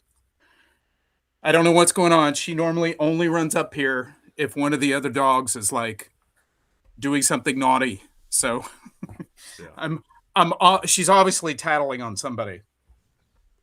But okay, get out of here. Try not to knock the light off on your way out. Yeah, the last. I It's mean, too late. we kind of we kind of talked about Dundon for a minute, but I was trying to think about this earlier today before the game. Huh? Have you heard of a situation where an owner comes in and just starts like nothing but bad things are said about them like all the time? Like it just seems kind of weird. Like even Clay Bennett was like didn't show his true colors for Well, for wait a a while, minute. you know? Didn't this happen to Lakeup though? Did it? And did it I don't because like remember. didn't Chris Mullen have to take the mic and they were all booing him and he was like, "Come on, guys, come on." But I can't No, remember the circumstance I surrounding that. I think that was when they traded Monte Ellis, wasn't it? But how soon was that? How soon was that from I, taking over the team? Because I thought that was pretty early. But again, I mean yeah, that was that's early in his. that's an that's an owner making a move. Like this guy hasn't even done anything Yeah, yet. he's not even done anything. He Yeah. just came to town, and the Yeah, I think Blazers you're are right. I in the and first and round. here's the other thing too. It's not like he's replacing a beloved owner, Yeah, right. right? Like I mean, no. I guess. I mean, No, if we're see, calling it the Allen family, no, see. This is more like your example. I was gonna say the Dallas ownership when they traded Luca in their first season, but that oh, I mean that once again is a trade that the fans didn't like. It wasn't just oh you're our man. new owner. We're gonna completely crap on every rumor we hear about you. Um, What do yeah. you think? What do you think is the most? What do you think is the most egregious thing that would get that going? Is it the not paying for the arena, which then leads to other concerns about leaving the team? Is it the coaching thing? What do you think is the main thing? Is it just the t-shirts? Is that the number one? Like there, what is the thing that's there's like, a oh, that's the straw that broke the camel's back? uh, you might have missed this too since you're not in Portland, but there's a local T-shirt company that is offering to hand out free shirts if you stop by their store to wear to the game. Oh, that's kind of awesome. Yeah, the company is kind of questionable, but just the What is that? Wait. Can you even say on stream what is the company if they're kind of questionable? oh, it's Portland Gear is the name of it, and Okay. they've just Do we do we know what's on the t-shirt? Is it like I went to the Blazer game and I didn't even get this lousy t-shirt? Like like that would be kind that'd be of funny. awesome. Yeah. No, I it so Portland Gear has just been accused of like stealing ideas from other Oh, branches and stuff, okay. um like some of their designs and stuff, Okay. copying other things, but yeah, it would be pretty cool if a bunch of people showed up in that. And then um the other thing is do you want to take a guess onto what the giveaway will be since it's not a T-shirt? It's they I keep mean, hyping up this thing that's going to make our home court advantage even better, and yeah, it's going to be better than something you can wear and all this stuff. So they're I hyping it up mean, pretty big to just be a towel, but I have a feeling it's going to be a rally towel or something. I I have what I think would be the funniest giveaway, but I don't want to say. Uh, I'll probably tell you off the air. Okay, well, Um, or type it in chat. no, I'm not gonna type it in chat. Um, but let's see. I have no idea. I mean, what was the thing that Sheil said? Sheil said something like, "You won't be able to wear it, but make sure people see it." So that, I mean, that kind of makes me think the towel thing, Yeah, but that's just kind of boring to me. Although I would want one. yeah, So, if yeah. somebody's going to the game and doesn't want it, like, please let me know. Well, the Hurricanes and both in their playoff series right now and in the past have done towels, so that's why people think it's that Yeah, probably makes sense. keychain. So yeah, people are saying keychain, but Make sure people see it, like everybody just jingling their keys. Like I doubt that's gonna happen. yeah, that wouldn't necessarily. I mean, a towel doesn't make noise either, but if everyone's waving them, it could be distracting for the other team, I guess. But Yeah. Yeah. I don't know. I'm very curious to see what they do. Um, and how much of a big deal had yeah, I mean, I'm not gonna say it's totally undeserved. I mean, this is kind of coming into a new situation and kind of fumbling the public relations a little bit, right? I mean, unless you've got people out well, there that are just knives out for this guy yeah, and they're planting stories about the coaching stuff, that are just absolutely not true. Now, at the same time, you know, he could be floating out some trial balloons like I'd really like to just spend $1,000,000 or maybe 1.5. Float that out there, see what people oh, people hate that? Yeah, okay, then we won't do that. Like I could see something like that. yeah. I will say at least Dundon seems to be owning the cheapness. like it's not like so he's trying to claim there's a rhyme and reason to it, and Mhm. that's fine, whatever. But I will say it was set up for him to be pretty beloved, so it would take some stupid shenanigans like this to have people already questioning you this short into your new tenure when there were a few people who didn't want ownership to change, but for the most part, I mean, most people Well, were ready for a change of ownership or something different, and to have that happen and to have so many people excited when that Jody finally announced she's selling the team, and then we have this new ownership group, to then just a few weeks later have seemingly nothing but like hit pieces done on you just and just saying, right. kind of like I don't know, grinding against the city right now. It's just kind of weird. That sounds dirty.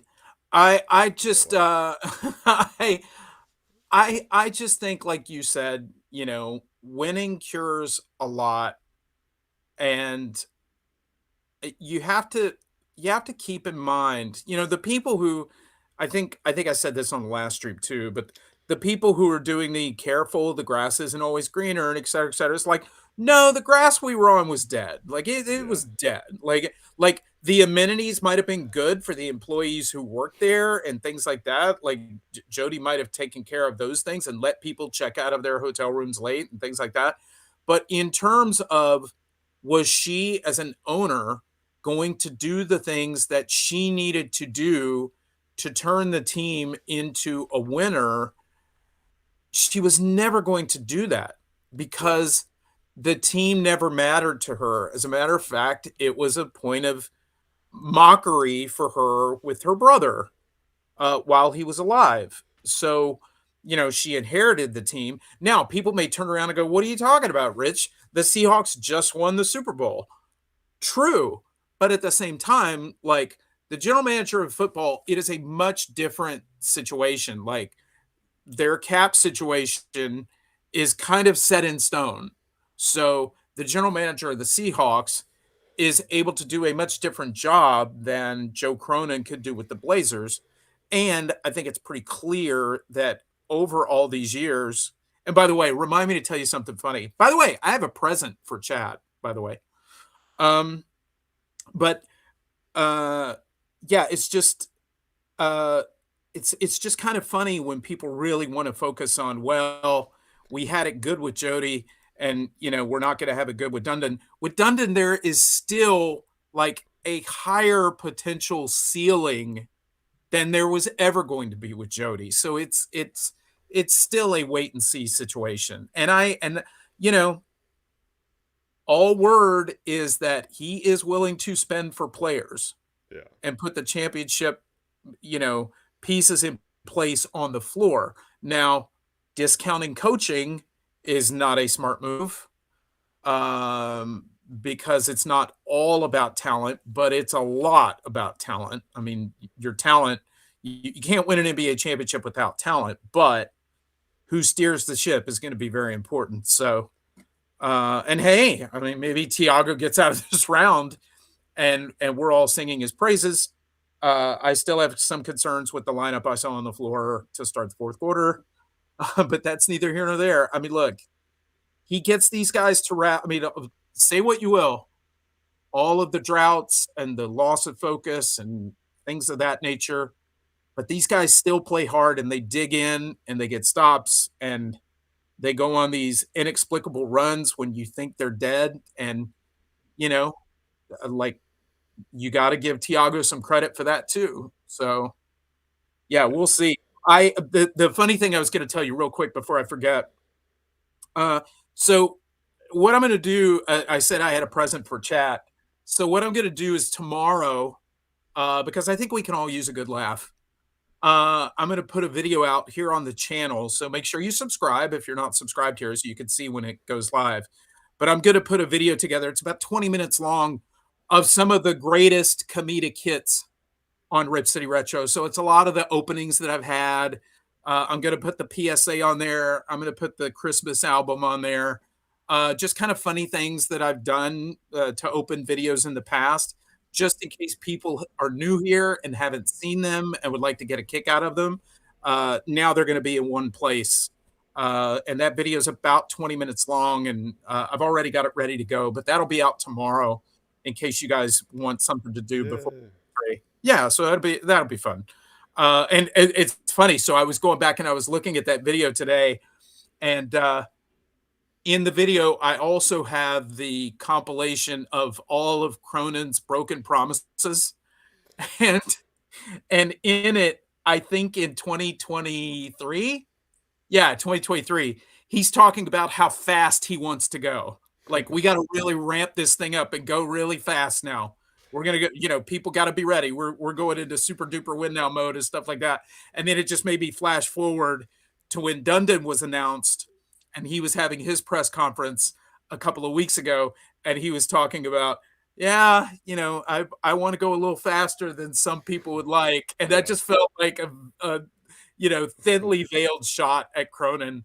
Yeah. So it made me laugh when I saw that. So, but yeah, I mean, you bring up a great point. I don't think in the NBA that I have ever seen such a small grace period for new ownership in my life. Like it's been really Even like quick. the media, yeah, it's so weird. It's not. It'd be one thing if like something came out about him scandalous. I mean, I know he has the predatory loan thing in his So what do past. you think? So what do you think that is? Is it loyalty for Jody or Uh, Burt Cold or what? Like, where does it come from? I it's got to be, yeah. It's got to be. Like I don't even maybe really. It doesn't even make sense. Anything else? maybe the loose meat sandwiches at press conferences were great. Like Yeah. like I don't know. I mean, part of it Very might very be interesting. like they're worried their boy Cronin is gonna be on his way out, and then if everything's completely different, then what are they gonna have to hang their heads on? But yeah, Cronin gets a year, right? I don't know because that was the other thing that came out today that he's also considering all his options at GM as well. His options at GM. Well, that's like just like with the coaching thing. Wait. Oh, Dundon. Oh, I thought you were saying that Dundon is Cronin was no considering no. his options. Dundon is I was like, considering what options for are both his coach options? and GM. Oh, Yeah, oh, interesting. Okay. and Oh, it I hope he doesn't pull that. Oh God. I hope he doesn't pull the, you know, maybe a coach GM is what I need to do. no. Save a little money, like that kind of thing. Huh. Yeah, most of those people cost a lot though if they're at that level. Yeah. Yeah, yeah. Because who was the last person who did that? It was, I think, Pop, right? Did Pop do that? I want to say, didn't they give Monty Williams in Detroit that? Oh my gosh, what an unbelievable situation that was. Yeah. Gosh, enjoy your money, Monty. Good for you. Yeah. Yeah, I think you're right though. Gosh, that was a lot of money. Whew. Yeah, Doc had it with the Clips at one point too when they brought him Yeah, that's over true. from. Doc had it with the clips. Yeah. And I mean, they eventually got an actual GM, Frank Lawrence and stuff, but Hmm. yeah. But yeah, the other thing about the ownership situation is it's just it's weird, and you don't even know it's going to happen. But you mentioned the NFL versus NBA, Hmm. and so just think of all like the aprons and the luxury tax and going over the salary cap but not over the tax, or like Yeah, excuse me, being in that in being in the between. yeah. There's so many Yeah. different areas to be in, and the consequences can be pretty lucrative of being over, whereas the NFL has more of a nope, you have to be under this amount, and Yeah. you have to make moves or renegotiate contracts and stuff. So yeah, it's and everything's pretty much guaranteed. I mean, I know there's the smaller contracts that are non-guaranteed in future years and stuff, but for the most part, most of the big contracts are fully guaranteed. Whereas in the NFL, you can maneuver your cap situation Yeah, to you free can up money and stuff. restructure and So stuff like that. Yeah. so yeah, so much different than it. It requires so many more times where you have to involve the owner to make sure this is okay, or if would you be even open to going this route if we could get this level of player. And I feel like Jody was never going to let that happen here in Portland, short No. of maybe if in 2020 we had a similar level of success to 2019. We were slightly into the tax that year. I think maybe things might have been different had that season been a building moment upon, or at least the equivalent of the season before, Hmm. just in terms of competitiveness instead of fighting for the 8th seed there in the bubble. But short of that, I think once they finally got under the cap after that season, I just, to me, it was pretty obvious when you trade a Josh Hart for a draft pick or something like that. It's just like you're setting up your contracts to, like, not only for the current season to be under the tax, but you're making it so you don't really have the means to go above the tax the next season, um, even if you like had an opportunity to. It's like, well, we don't have the contracts to trade for a max salary player or something, so how can we go to the tax even if we wanted to? Or, signing a Gary Payton to hard cap, so then you never have to answer why you don't go further than that because you're hard capped and you can't. So Well, and it's so disheartening when uh your management is telling you that they would love a team full of Josh Harts, and we're just like, we I would love just one. Like, can we have one? Can we keep the one that we have? Like, nope. yeah, that was so crazy. All right. Um, let's call it a night. Yeah. An incredible night.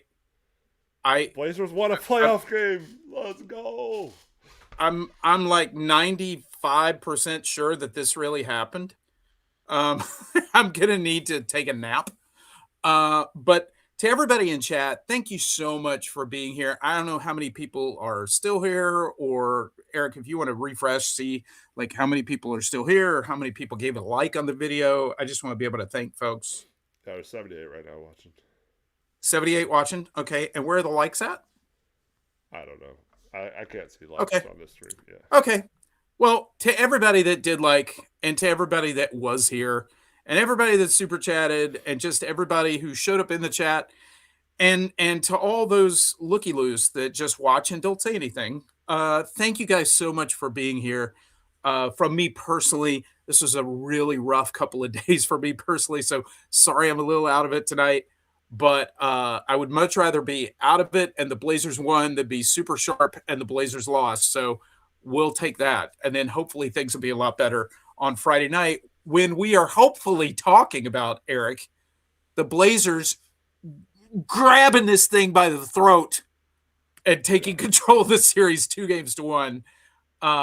It would be so amazing. I think it's time. I think it's time for a Tumani 3-point barrage. It's time for like a Denny parade to the free throw line, and it's time for Jeremy Grant to make up for tonight. So, and Yeah. I think all of these things are possible. Like the fact that we won this game tonight, and there's still so many things to improve upon. It's almost the perfect scenario. So, and if you guys are going to the game, if any of you are going to the game, super excited to see what your giveaway is. So, I hope it's cool. Yeah. And we will definitely be talking about it. By the way, have they essentially said that they're doing something for both games, or is it just Friday night, or and is it going to be the I same thing both nights? I don't know, Rich. I don't know. Okay, like if on Friday night, if whatever the giveaway is, if some people leave it in their seat, is Dundon going to be like, hey, grab that, we can use that on Sunday? Like, Yeah, is that the maybe. way it's going to be?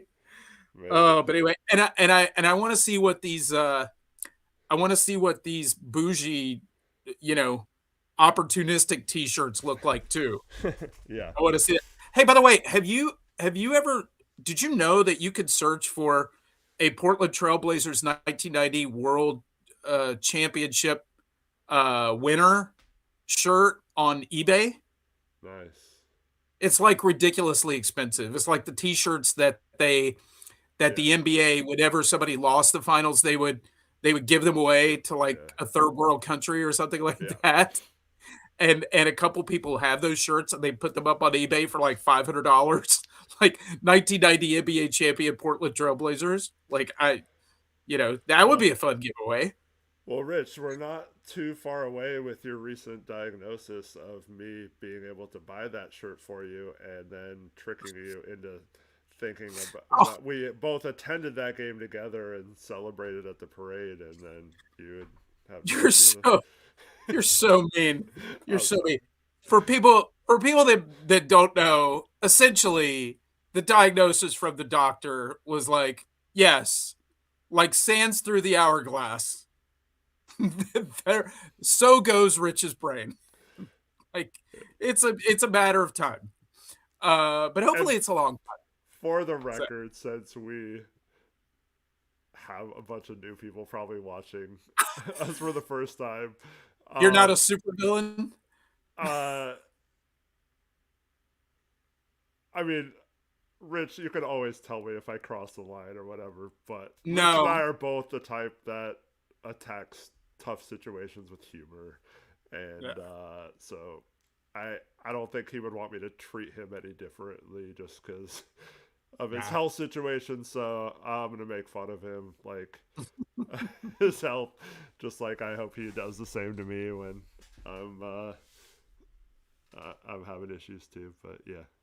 Um, Yeah, I mean it's never with any bad intent or anything like that. It's just, it's just jokes and stuff like that. And my rule here, since many of you are new here and just new to me, um, if it's funny, it plays.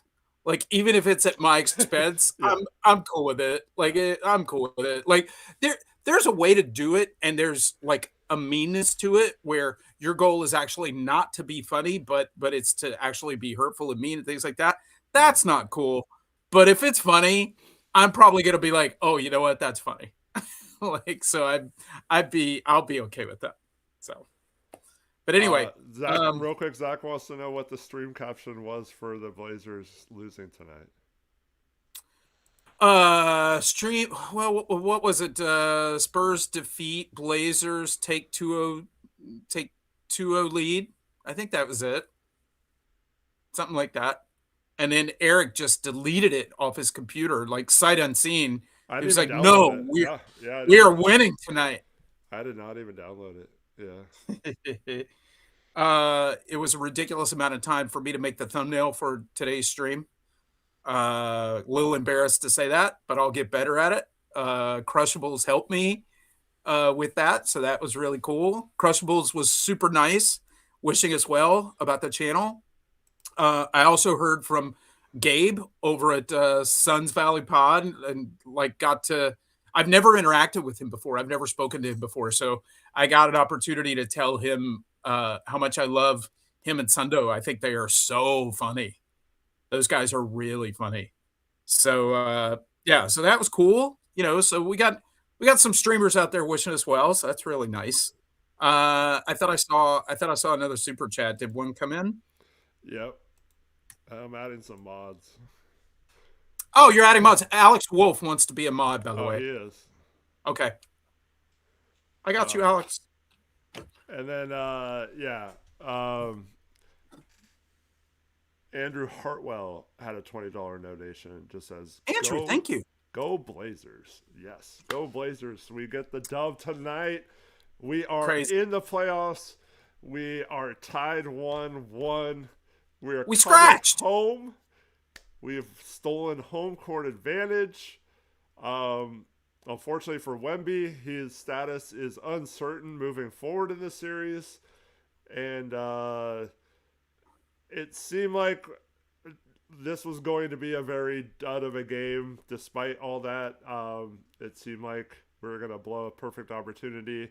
But now, like you've mentioned several times in the stream, they can play better than they played these first two games. Several players have been abysmal and could really step up. And if they do, look out. The Blazers could win this series now, and they put themselves in a really good position coming home. And so it's going to be very exciting over the next 5 days to see what happens. And looking forward to Friday Absolutely. night.